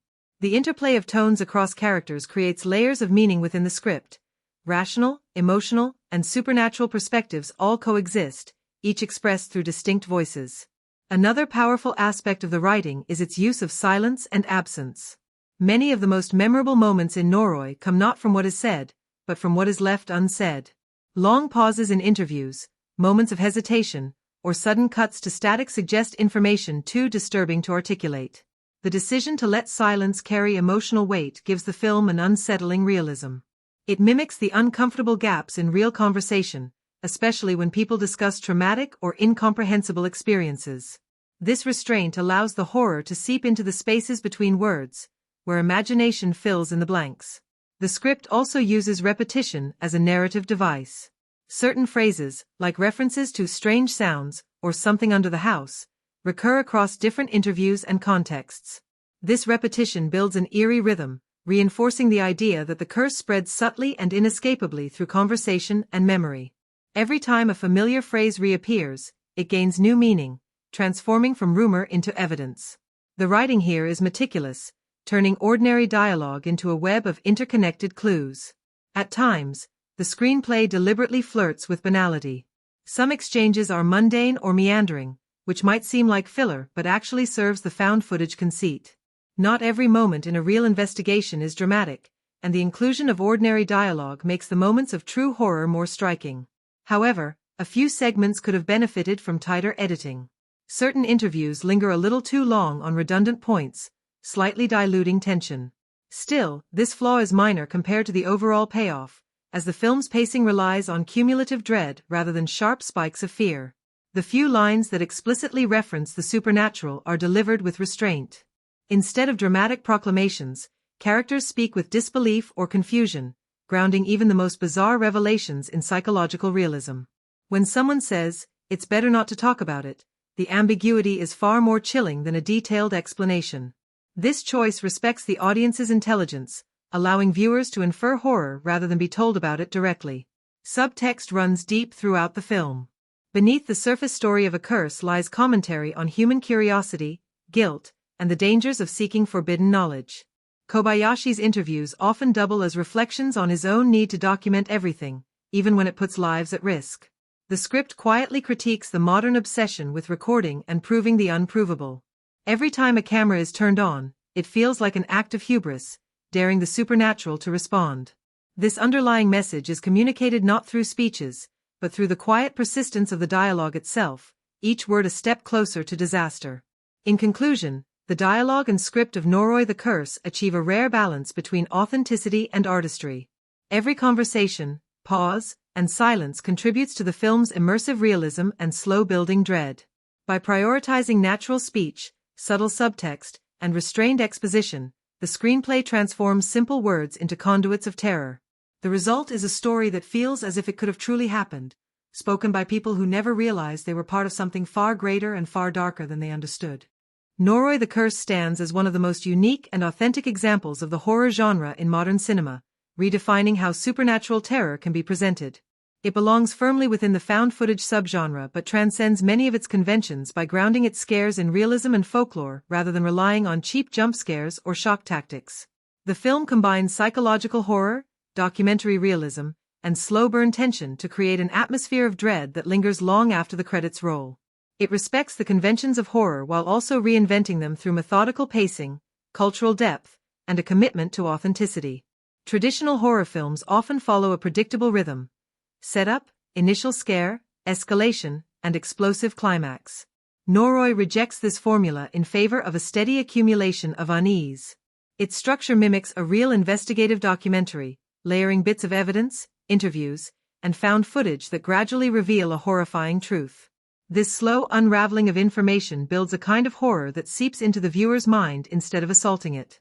The movie's refusal to rush or provide constant visual shocks might frustrate audiences expecting a more conventional horror experience, but for those who value atmosphere and realism, this approach delivers unparalleled immersion.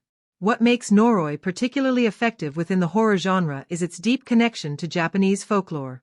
Rather than focusing on Western-style haunted houses or demonic possessions, it taps into cultural fears rooted in Shinto and rural superstitions. The curse of Kagutaba, the ancient demon central to the story, feels believable because it's treated with documentary seriousness. The film doesn't present supernatural events as spectacle, but as tragic inevitabilities tied to human ignorance and historical sin. This folklore-driven approach refreshes the genre by grounding the supernatural in cultural context, making it feel both foreign and universal at the same time.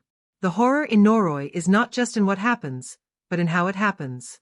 The found-footage genre had already become crowded with imitators by the mid-2000s, many of which leaned heavily on shaky cameras and loud noises to generate fear.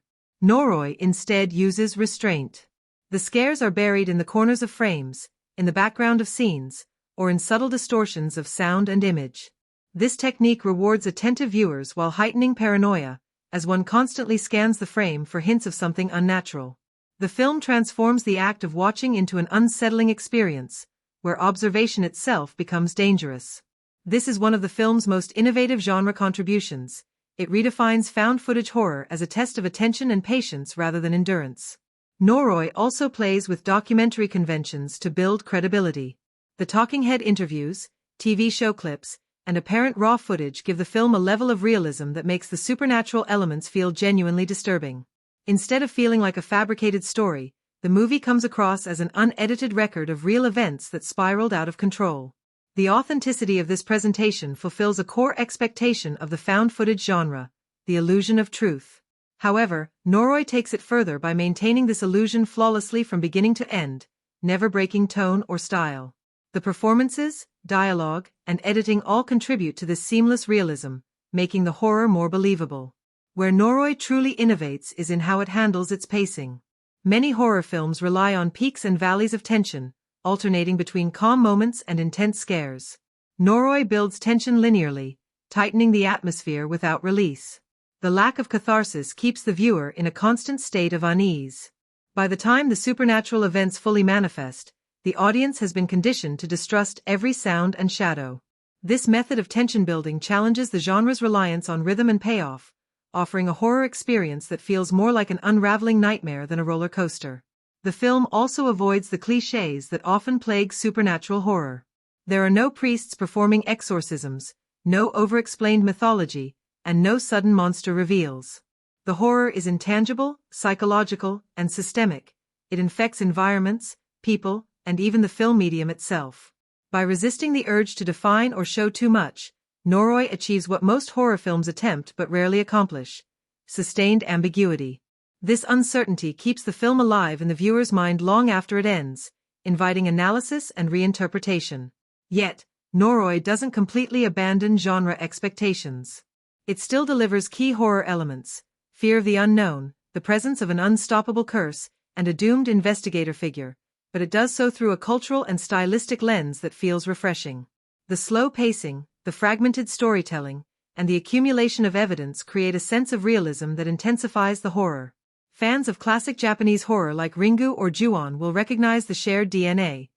Both use everyday environments and subtle disturbances to suggest larger cosmic terror. However, Noroi's execution is more methodical, leaning closer to true crime documentary than traditional horror narrative. In comparison to Western horror, which often prioritizes visual shock or gore, Noroi's strength lies in its restraint. Its terror is intellectual and emotional rather than visceral. The absence of blood or overt violence allows psychological dread to dominate, aligning it with atmospheric horror like the Blair Witch Project but executed with greater cultural specificity and narrative depth. The film trusts its audience to engage critically, to connect fragments and interpret symbols, which sets it apart from more commercial horror efforts. Some viewers might find this approach alienating, especially those accustomed to faster pacing or clearer payoffs. But that risk is part of the film's identity.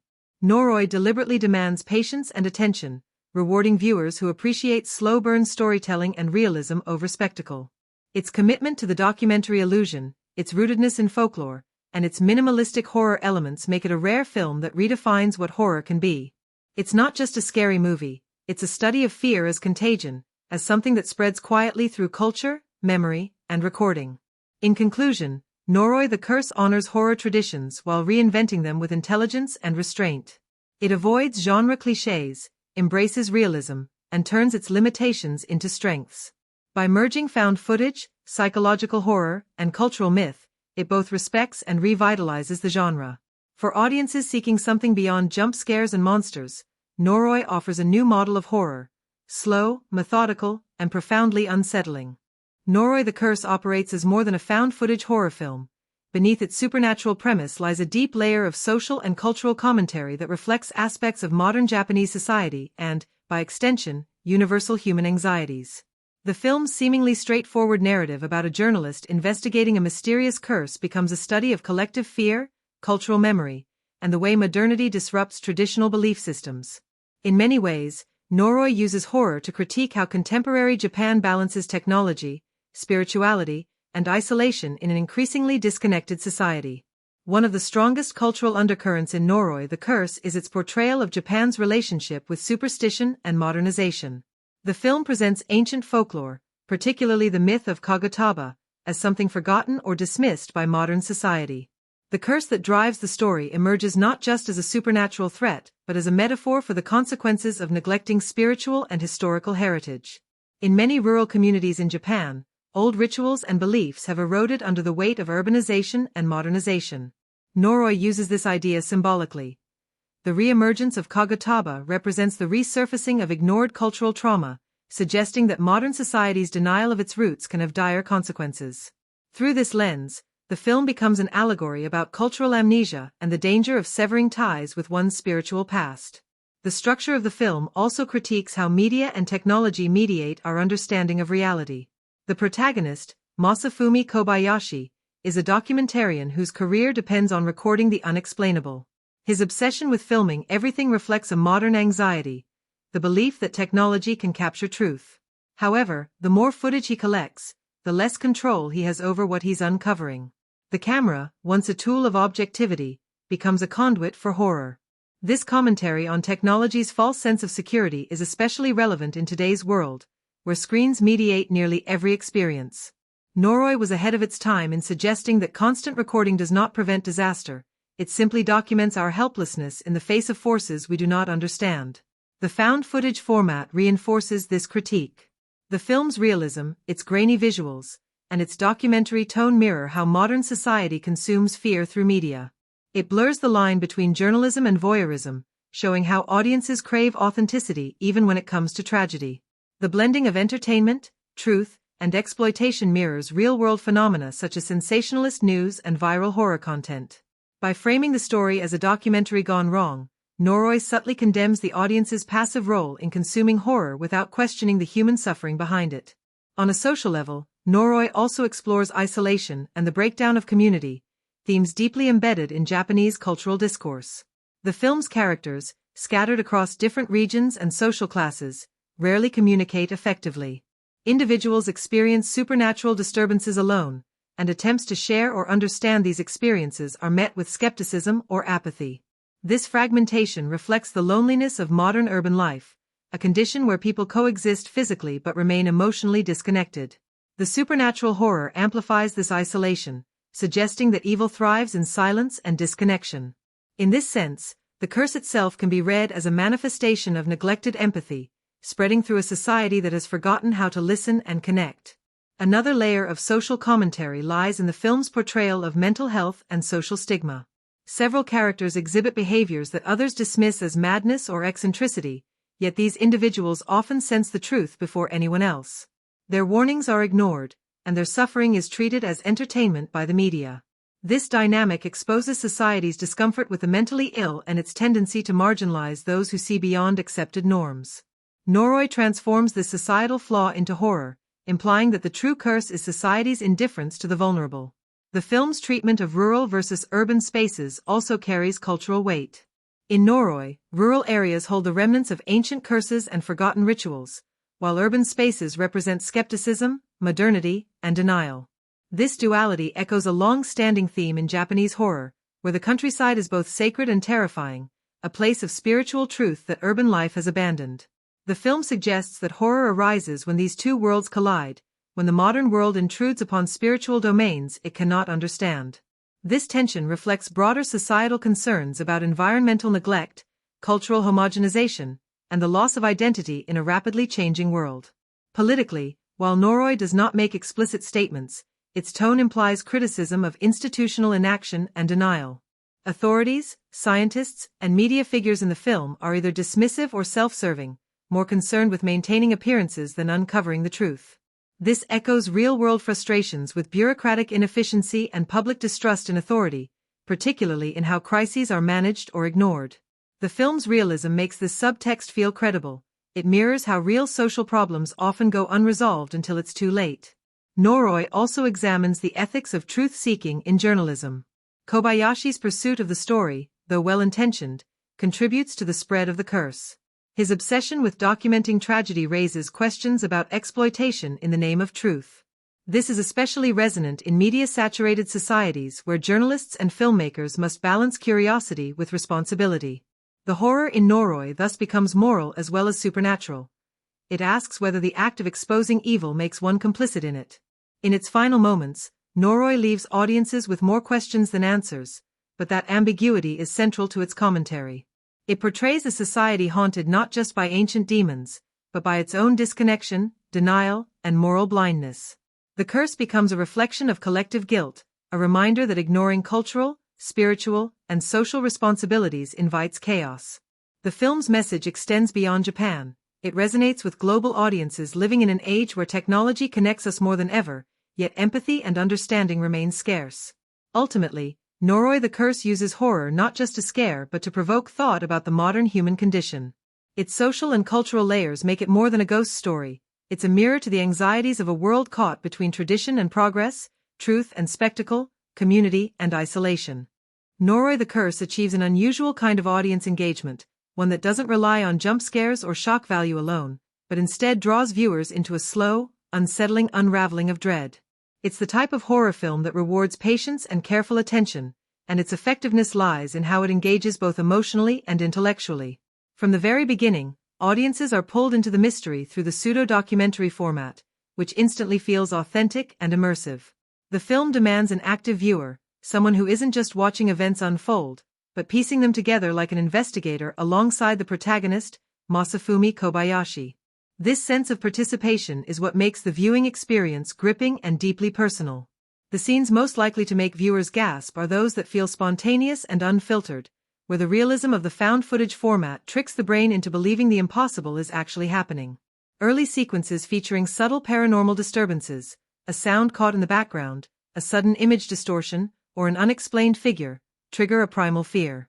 Rather than relying on overt scares, the film uses tension to build unease, and viewers who pay close attention will notice small details that foreshadow later revelations.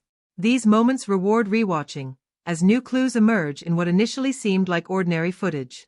One of the film's most memorable sequences, often cited by horror enthusiasts, is the scene involving the psychic child, Kana. Her interactions are haunting not only because of the supernatural implications but because of how naturally they are presented. Viewers often find themselves torn between fascination and fear, wondering how much of what they're seeing is performance and how much is real within the film's world. This balance of ambiguity invites discussion long after the movie ends. Audiences debate whether Kana's fate symbolizes innocence corrupted by forces beyond comprehension or serves as a broader commentary on exploitation in media. The film's structure encourages theorizing. By presenting fragmented footage from various sources, television segments, home videos, interviews, and field recordings, Noroi turns the viewer into a detective. Fans often find themselves debating the timeline, the connections between characters, and the true nature of the Kagutaba curse. This structure has fueled countless fan discussions, theories, and online breakdowns. Every rewatch deepens understanding as subtle visual and audio cues gain new significance once the full story is known. The rewatchability of Noroi the Curse is one of its strongest assets. The first viewing is driven by confusion and curiosity, the second by recognition and revelation. Because the film operates in layers, details that once seemed irrelevant suddenly take on meaning. Viewers begin to notice patterns in the sound design, recurring imagery, and mirrored dialogue that were easy to overlook. The film's commitment to realism ensures that no scare feels cheap, and the result is a movie that fans revisit to analyze technique as much as to relive the horror. Emotionally, the film elicits more than fear, it evokes empathy and sadness. Kobayashi's journey from detached documentarian to desperate seeker of truth carries genuine weight. His commitment to uncovering the curse's origins gives audiences a human anchor amid the chaos. When tragedy strikes in the final act, it doesn't feel like a typical horror climax but rather the devastating end to a story about obsession and sacrifice. This emotional depth separates Noroi from standard found footage films and ensures that its ending lingers in the mind long after the credits roll. Some of the most powerful audience reactions come not from what the film shows, but from what it withholds. The director's choice to leave many questions unanswered invites viewers to project their own interpretations. This ambiguity leads to debates about whether the curse is supernatural, psychological, or metaphorical. Horror fans appreciate this kind of open-ended storytelling because it respects their intelligence and imagination, allowing them to engage in active interpretation rather than passive consumption. Noroi also engages viewers through its authenticity. The mockumentary format mimics Japanese television journalism so convincingly that some audiences initially believed it was real. This realism enhances tension. Every shaky camera movement, every awkward pause, every sudden edit feels like part of an actual investigation. The film's restraint, particularly in its lack of conventional horror music or overly dramatized acting, makes it easy for viewers to forget they're watching fiction. It's this blurring of reality and performance that keeps audiences hooked and generates strong word-of-mouth engagement. Online communities have amplified the film's cult status. Fans dissect specific frames, share screenshots of ghostly figures hidden in the background, and debate the symbolism of recurring motifs like water, masks, and static. These moments have become digital talking points, often turned into GIFs or short clips that circulate on social media. The eerie image of a shadowy figure appearing just behind a character's shoulder or a brief visual glitch that hints at the supernatural are the kind of moments built for online sharing. These small but potent visual cues allow the film to live beyond its runtime, fostering ongoing conversation among viewers who notice different details each time. The emotional hooks in Noroi extend beyond fear. The theme of human vulnerability, how ordinary people face forces beyond their understanding, creates empathy even in moments of terror. Viewers connect with Kobayashi's determination, feel compassion for Kana's innocence, and share unease with characters who sense danger they can't define.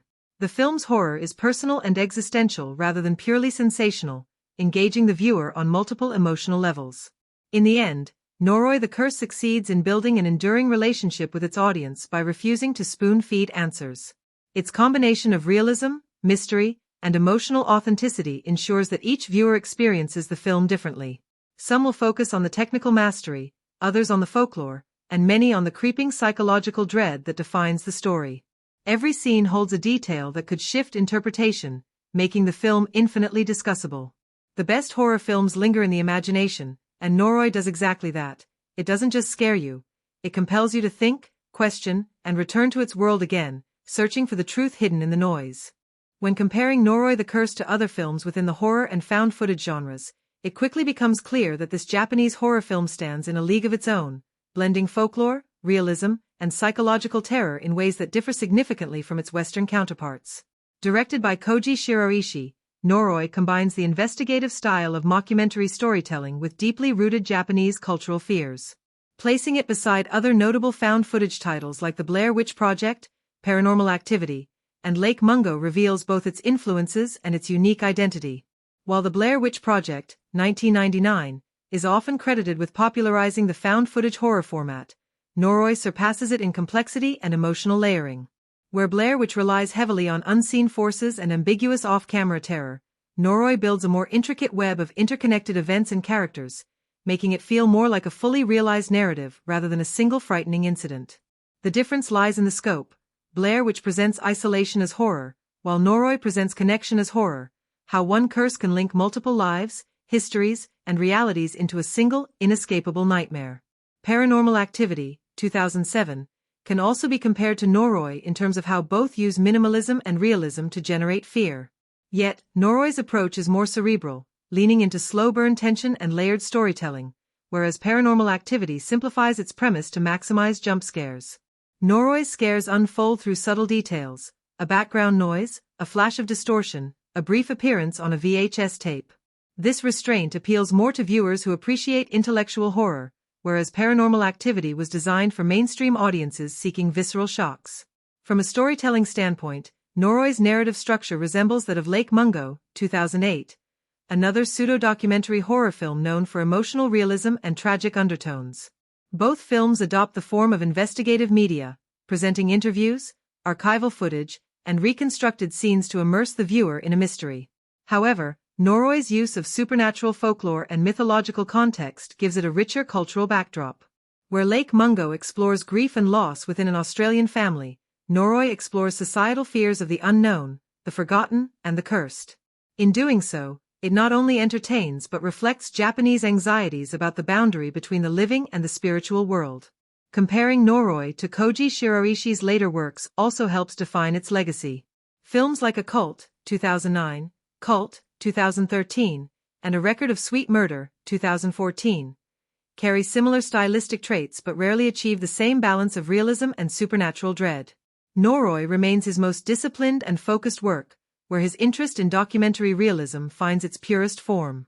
Later films occasionally lean too far into chaos or absurdity, losing the restraint that made Noroi so haunting.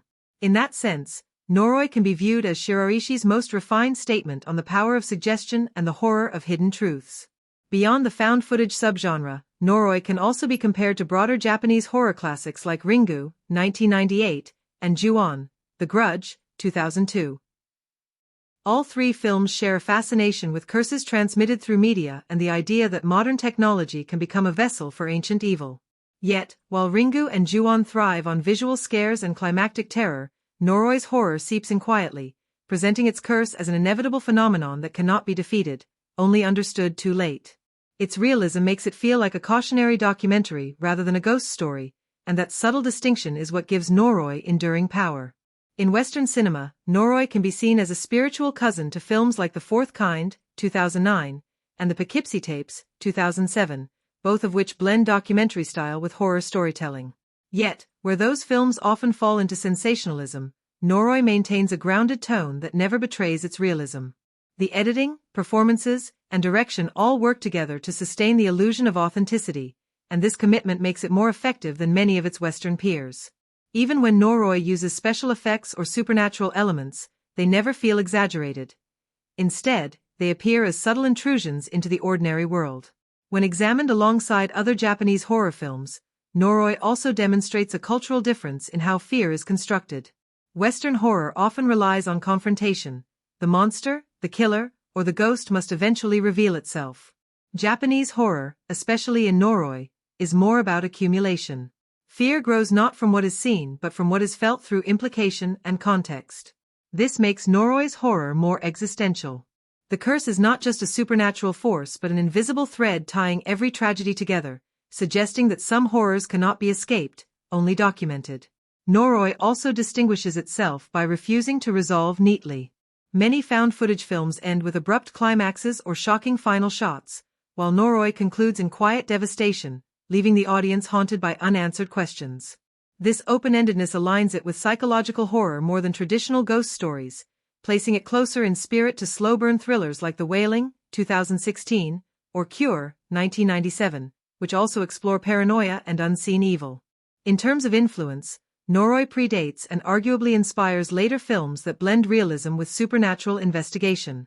Projects like The Borderlands, 2013, Hell House LLC, 2015, and even Host, 2020, borrow the same documentary authenticity and low-tech horror aesthetics that Noroi mastered years earlier. While many later entries in the genre chase faster pacing or louder scares, Noroi remains admired for its patience, subtlety, and chilling plausibility. In the broader cinematic conversation, Noroi the Curse stands as a benchmark for what found-footage horror can achieve when treated not as a gimmick but as a storytelling philosophy. It borrows the realism of Blair Witch, the emotional tragedy of Lake Mungo, and the folklore depth of Ringu, yet weaves them together into something distinctly Japanese and deeply unsettling. Where others in the genre aim to shock, Noroi aims to haunt, and that, more than anything, is what ensures its lasting impact among both horror enthusiasts and film scholars worldwide. Noroi the Curse operates on multiple levels, not just as a horror story but as a dense web of visual and thematic symbolism that deepens its meaning with every viewing. The film's pseudo-documentary structure conceals a deliberate use of recurring images, colors, and objects that serve as metaphors for decay, truth, and the invisible forces that bind the living and the dead. By weaving folklore and modern life into a single narrative, director Kōji Shiraishi constructs a haunting meditation on the persistence of evil and the fragility of human understanding. One of the film's most powerful symbols is the mask of Kagutaba, the ancient demon whose curse drives the story. The mask appears several times throughout the film, each time signaling the growing influence of the supernatural over reality. Its design, a distorted, almost human face, serves as a metaphor for blurred identity and corruption. It represents how humanity's desire to control or suppress ancient power inevitably leads to that power's return. In Japanese culture, masks often signify transformation or hidden emotion, and in Noroi, the Kagutaba mask becomes a literal and psychological boundary between the human world and the spirit realm. Each sighting of the mask marks a deeper descent into chaos, showing how the character's attempts to expose truth only invite destruction. Water imagery is another crucial motif running through the film. Rivers, rain, and damp environments appear repeatedly, not just as atmospheric tools but as symbols of contamination and flow. In folklore, water often represents purification or transition, but in Noroi it becomes a carrier of corruption. The curse moves like water, it seeps quietly into lives, connecting victims who never meet. The recurring sound of dripping or running water underscores this idea, suggesting that once unleashed, evil is as uncontrollable as a flood. The theme is reinforced in scenes where characters investigate locations filled with moisture and decay, environments that feel both alive and diseased. The color palette of the film also carries symbolic weight. Shiraishi uses muted, washed-out tones to mimic the realism of old video footage, but the color desaturation also reflects emotional numbness and detachment.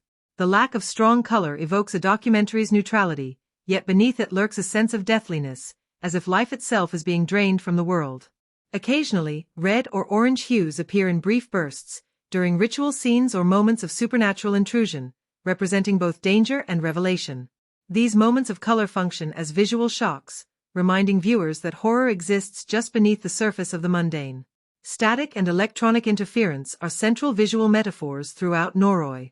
Whenever the curse manifests, cameras malfunction, audio distorts, and images glitch. These interruptions are more than stylistic choices. They symbolize the failure of human technology and logic to capture or explain the supernatural. The distortion serves as a literal manifestation of unseen forces, disrupting the human attempt to document truth. In this way, the film uses its own medium as a metaphor for the limits of perception. The more the characters record and analyze, the more the footage itself becomes corrupted, suggesting that the act of observation can summon what is being observed. Birds and animal disturbances are another recurring symbolic layer. Dead pigeons, strange animal behavior, and erratic wildlife appearances throughout the movie act as omens of imbalance between worlds. In many cultures, birds are seen as messengers between realms, and their deaths in Noroi signify a broken connection between nature and the supernatural. This detail also echoes environmental and moral decay. Human interference with the natural order through ritual suppression of Kagutaba has consequences that ripple across all living things. The constant presence of animals behaving unnaturally grounds the horror in something instinctive, primal, and unexplainable. The motif of recording equipment, cameras, microphones, tapes, and television broadcasts, functions as both a symbol of human curiosity and a metaphor for the curse itself. The curse spreads through observation and documentation. Every tape watched and every recording made becomes another conduit for its energy. This mirrors real-world concerns about media consumption and how repeated exposure to dark material can perpetuate cycles of fear. Shiraishi's choice to frame the entire narrative through a documentary lens reinforces this theme. Truth is sought through technology, yet that very pursuit leads to ruin. In this sense, Noroi's curse is a metaphor for obsession with truth and control, an idea that resonates in a world increasingly defined by surveillance and information overload. Masks and concealment are also mirrored in the human character's behavior. Many participants in the documentary hide motives, deny involvement, or perform roles for the camera. This performative layer creates a parallel between the literal masks of the Kagutaba ritual and the metaphorical masks people wear in daily life. It suggests that the true horror might not just be an external curse but humanity's tendency to obscure, manipulate, or ignore truths that are inconvenient. The collapse of those facades over the course of the film mirrors the unraveling of the boundary between the known and the unknown. The recurring image of children, particularly kana, carries symbolic meaning as well. Children in horror often represent purity or untapped psychic potential, but in Noroi they become vessels for ancestral memory and inherited trauma. Kana's disappearance and subsequent tragedy symbolize innocence consumed by forces older than civilization itself. Her psychic gift reflects how some individuals, particularly the innocent, are more attuned to energies others deny. The film's treatment of Kana transforms her from a simple victim into a symbol of human vulnerability in the face of overwhelming, invisible danger. Another key metaphor is the ritual itself, the act of sealing Kagutaba and the subsequent erasure of that knowledge from public record. This ritual represents society's collective denial of history and the dangers of forgetting the past. By suppressing ancient rituals without understanding them, modern society invites the return of what was never truly destroyed. The curse thus becomes a metaphor for cultural amnesia, a warning that ignoring history allows its horrors to resurface in new, uncontrollable forms. Finally, the closing moments of Noroi contain one of its most chilling symbolic payoffs. The footage left behind after Kobayashi's disappearance becomes an artifact of memory, representing how trauma outlives its witnesses. The final scenes act as a metaphor for the cyclical nature of fear, the idea that documenting evil doesn't stop it but preserves it, waiting for the next viewer to awaken it again. In essence, Noroi the Curse is built upon layers of symbolism that explore humanity's uneasy relationship with knowledge, memory, and the unseen. Masks, water, static, color, and ritual all work together to express the same message. Some truths are not meant to be uncovered. By embedding meaning into every visual and auditory detail, the film transforms its scares into something far deeper, a meditation on the limits of perception and the price of curiosity. Each symbol, once recognized, enriches the viewing experience, making Noroi not just a film to watch but one to interpret, decode, and fear all over again. When looking at Noroi, the Curse through the lens of franchise or historical context, it becomes clear that the film occupies a distinctive position within both Japanese horror cinema and the evolution of found footage storytelling. While it is not officially part of a long-running series, it functions like a spiritual cornerstone that shaped a new wave of realistic horror filmmaking. Director Kōji Shiraishi crafted it as an independent narrative, but its layered mythology, recurring motifs, and pseudo-documentary approach give it the depth and continuity of a franchise. Many viewers even consider it a part of a larger thematic universe Shiraishi built through his later works, such as Occult and Cult, which share his fascination with cursed objects, folklore, and documentary realism. Noroi, the Curse presents itself as a lost investigation led by a journalist named Masafumi Kobayashi, who disappears after uncovering a supernatural mystery tied to ancient rituals. This framing device allows the film to blend real-world historical elements with fictional horror. It borrows from Japanese folklore surrounding curses, possession, and the intersection between the living and the spirit world. The mythology of the demon Kagutaba, central to the story, feels so authentic that many Western audiences assumed it was based on a genuine legend. In reality, Shiraishi invented Kagutaba, but rooted it in believable historical context, combining details from Shinto practices, rural superstition, and Japan's cultural anxiety about tradition versus modernization. Historically, Noroi, the Curse can be viewed as a response to Japan's early 2000s horror boom that followed the success of films like Ringu and Ju-on.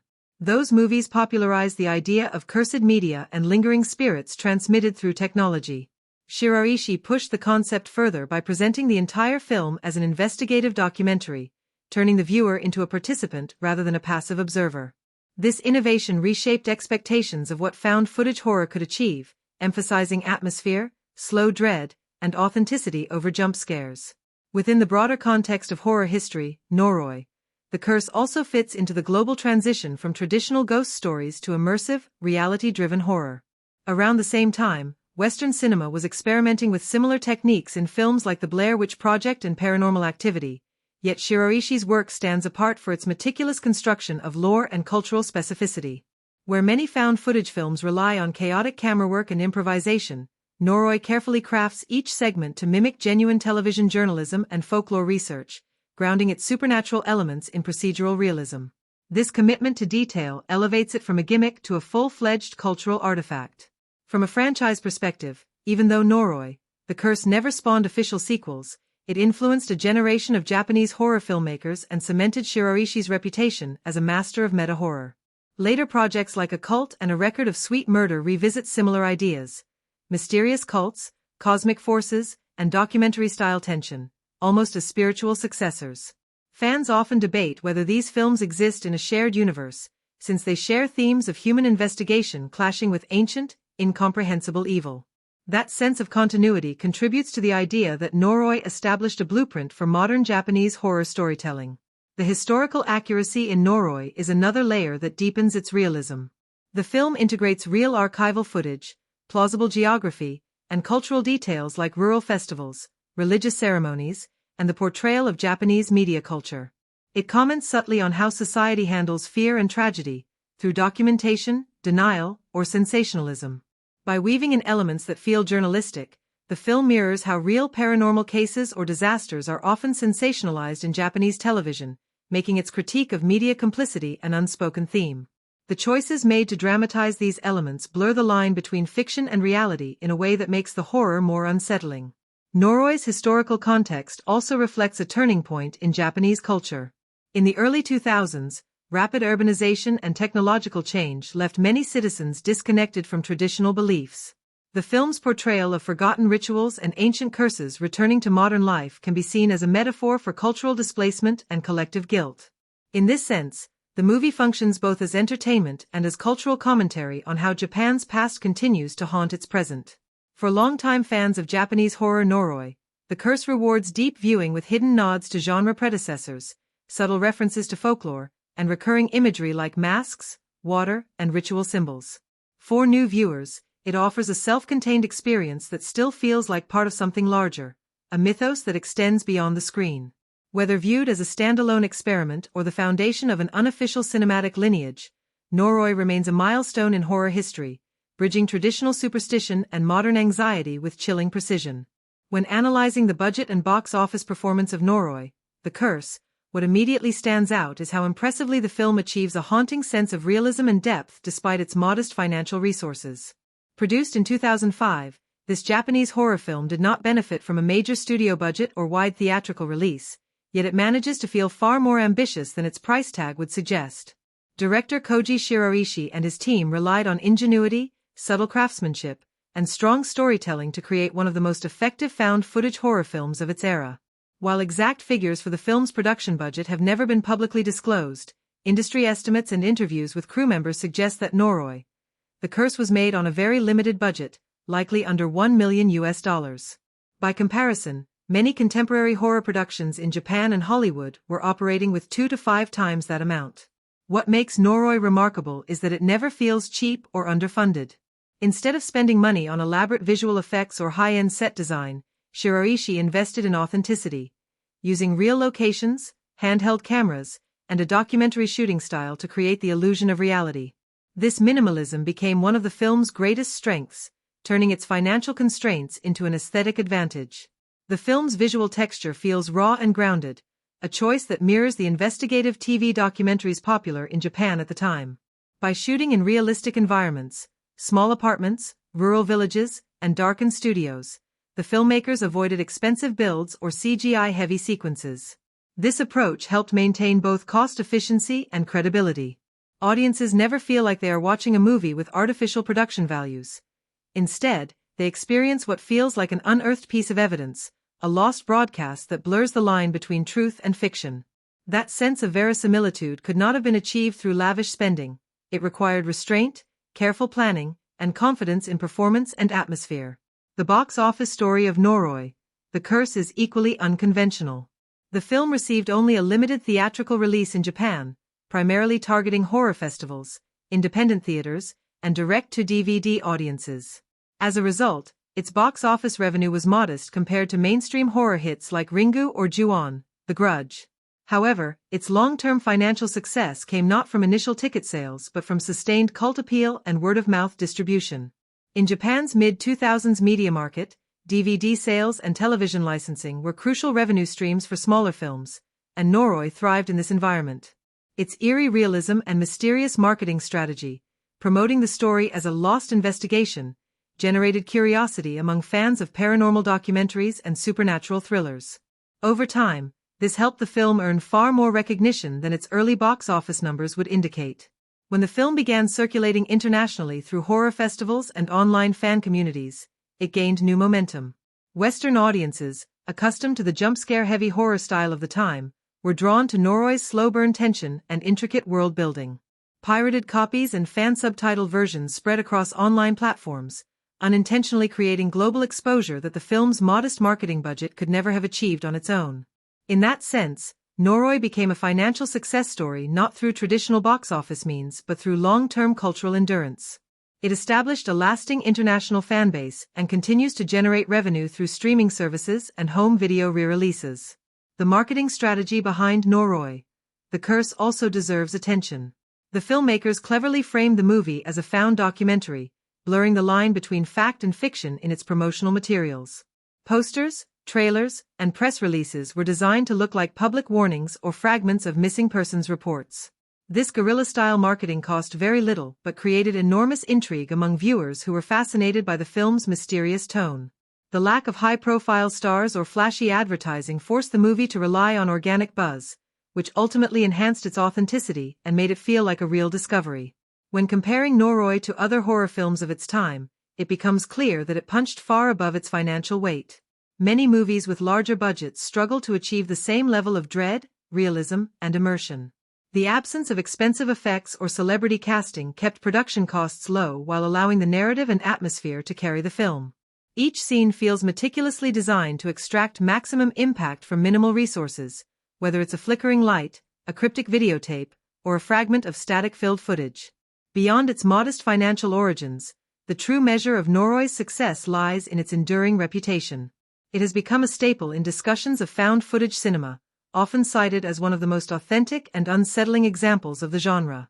In terms of return on investment, the film achieved extraordinary longevity, earning cultural relevance and influence that no marketing budget could buy. Even today, nearly 2 decades after its release, Noroi continues to attract new viewers, inspire filmmakers, and appear on lists of the best Japanese horror films ever made. Financially modest but creatively fearless, Noroi, The Curse demonstrates how strategic production decisions, authentic storytelling, and viral appeal can transform a low-budget project into a global horror phenomenon. When deciding how and where to watch Noroi, The Curse, the experience you choose will dramatically shape how the film affects you. This is not a horror movie that relies on jump scares, heavy sound design, or extravagant visual effects. Instead, it thrives on subtle unease, slow-building dread, and a deep sense of realism. Because of that, your environment, setup, and mindset play a major role in how powerfully the film connects. For U.S. audiences, Noroi, The Curse is best appreciated in an intimate setting where distractions are minimal and sound can be carefully controlled. Watching it in a darkened room, preferably with headphones or a quality surround sound system, allows the film's layered sound design and ambient background noises to fully immerse you. The found footage format makes you feel as though you are personally uncovering a mysterious piece of lost media, and this intimacy is crucial. The film is presented as a documentary assembled from various tapes and broadcast clips, so the more private and focused your viewing environment, the stronger the illusion becomes. On the other hand, a large theater viewing would lessen that sense of authenticity and scale it into something it was never meant to be. Noroi is deliberately small in scope, and that intimacy is one of its key strengths. While some horror films benefit from a shared audience reaction in a theater, this one thrives on solitude and silence. The quieter and more personal your setting, the deeper its creeping unease will reach. It is a film designed to make you lean in, not jump back. For those in the United States looking to access Noroi, The Curse, the film has historically been difficult to find due to licensing and distribution limitations. However, it has appeared periodically on several major streaming platforms that feature international or cult cinema, as well as on specialized horror services that curate hard-to-find titles. Because of its cult status, it occasionally rotates between streaming rights, so it is worth checking the availability across platforms that focus on Asian horror or classic supernatural films. Viewers who prefer physical media can also find high-quality versions through international Blu-ray and DVD releases, some of which include subtitles tailored for Western audiences. These editions often feature improved transfers that enhance visual clarity without sacrificing the raw, documentary-style grain that defines the movie's aesthetic. While the film's original low-resolution visuals might seem dated at first, they are actually part of its power, making the events feel more authentic and immediate. Watching Noroi on a large TV with dim lighting allows these textures to come alive while preserving that eerie feeling of realism. When viewed on a laptop or tablet, the film can still be effective, especially with headphones, since the story unfolds like a piece of investigative media you might stumble across online. The sense of watching a cursed tape is heightened when experienced through a personal screen, echoing the way modern audiences consume digital mysteries or internet folklore. For this reason, many horror enthusiasts recommend experiencing Noroi alone, at night, and preferably through a personal device where you feel isolated from the outside world. That isolation enhances the immersion and psychological impact of its story. In terms of pacing, Noroi demands patience from the viewer, so the ideal viewing setup eliminates interruptions. Turn off notifications, dim the lights, and allow the story to unfold naturally. The film's slow rhythm and layered presentation reward close attention. Small details, background sounds, and seemingly insignificant dialogue lines all contribute to the overall mystery. Casual viewing during the day or while multitasking will rob the film of its deliberate tension and atmosphere. If you approach it as a casual watch, you might miss the gradual build-up that makes the final act so unsettling. For the most impactful experience, treat the film like a real documentary you need to piece together. Focus on the faces, voices, and locations, and let the dread accumulate naturally. For horror collectors and dedicated genre fans, watching Noroi, The Curse in a curated setting, such as a private screening or horror film club night, can also be rewarding. Discussing its structure and theories afterward deepens the appreciation for its complex narrative design. Since much of the film's power lies in its ambiguity and realism, it often sparks discussion about what is real, what is supernatural, and what is psychological. This makes it a perfect choice for a group of serious horror enthusiasts who appreciate slow-burn storytelling and layered mysteries. However, it is less suited for casual horror audiences looking for immediate scares or fast-paced entertainment. Noroi thrives in environments that mimic its tone, quiet, analytical, and unnerving. For first-time viewers, the recommendation is clear: watch Noroi, The Curse alone, late at night, with headphones on and lights off. Allow yourself to be drawn into its found footage world without expecting conventional horror beats. This approach mirrors the film's intent and maximizes its creeping sense of authenticity. For repeat viewers, rewatching it with friends or fellow fans can reveal new layers of symbolism and hidden connections, turning the experience into a shared investigation. In any case, whether streamed, rented, or owned, Noroi remains one of those rare horror films whose impact depends entirely on how it is watched. The right atmosphere turns it into a chillingly immersive experience, while the wrong one can make it feel distant or confusing. Choose your setting carefully, because in the world of Noroi, The Curse, the line between viewing and experiencing becomes eerily thin.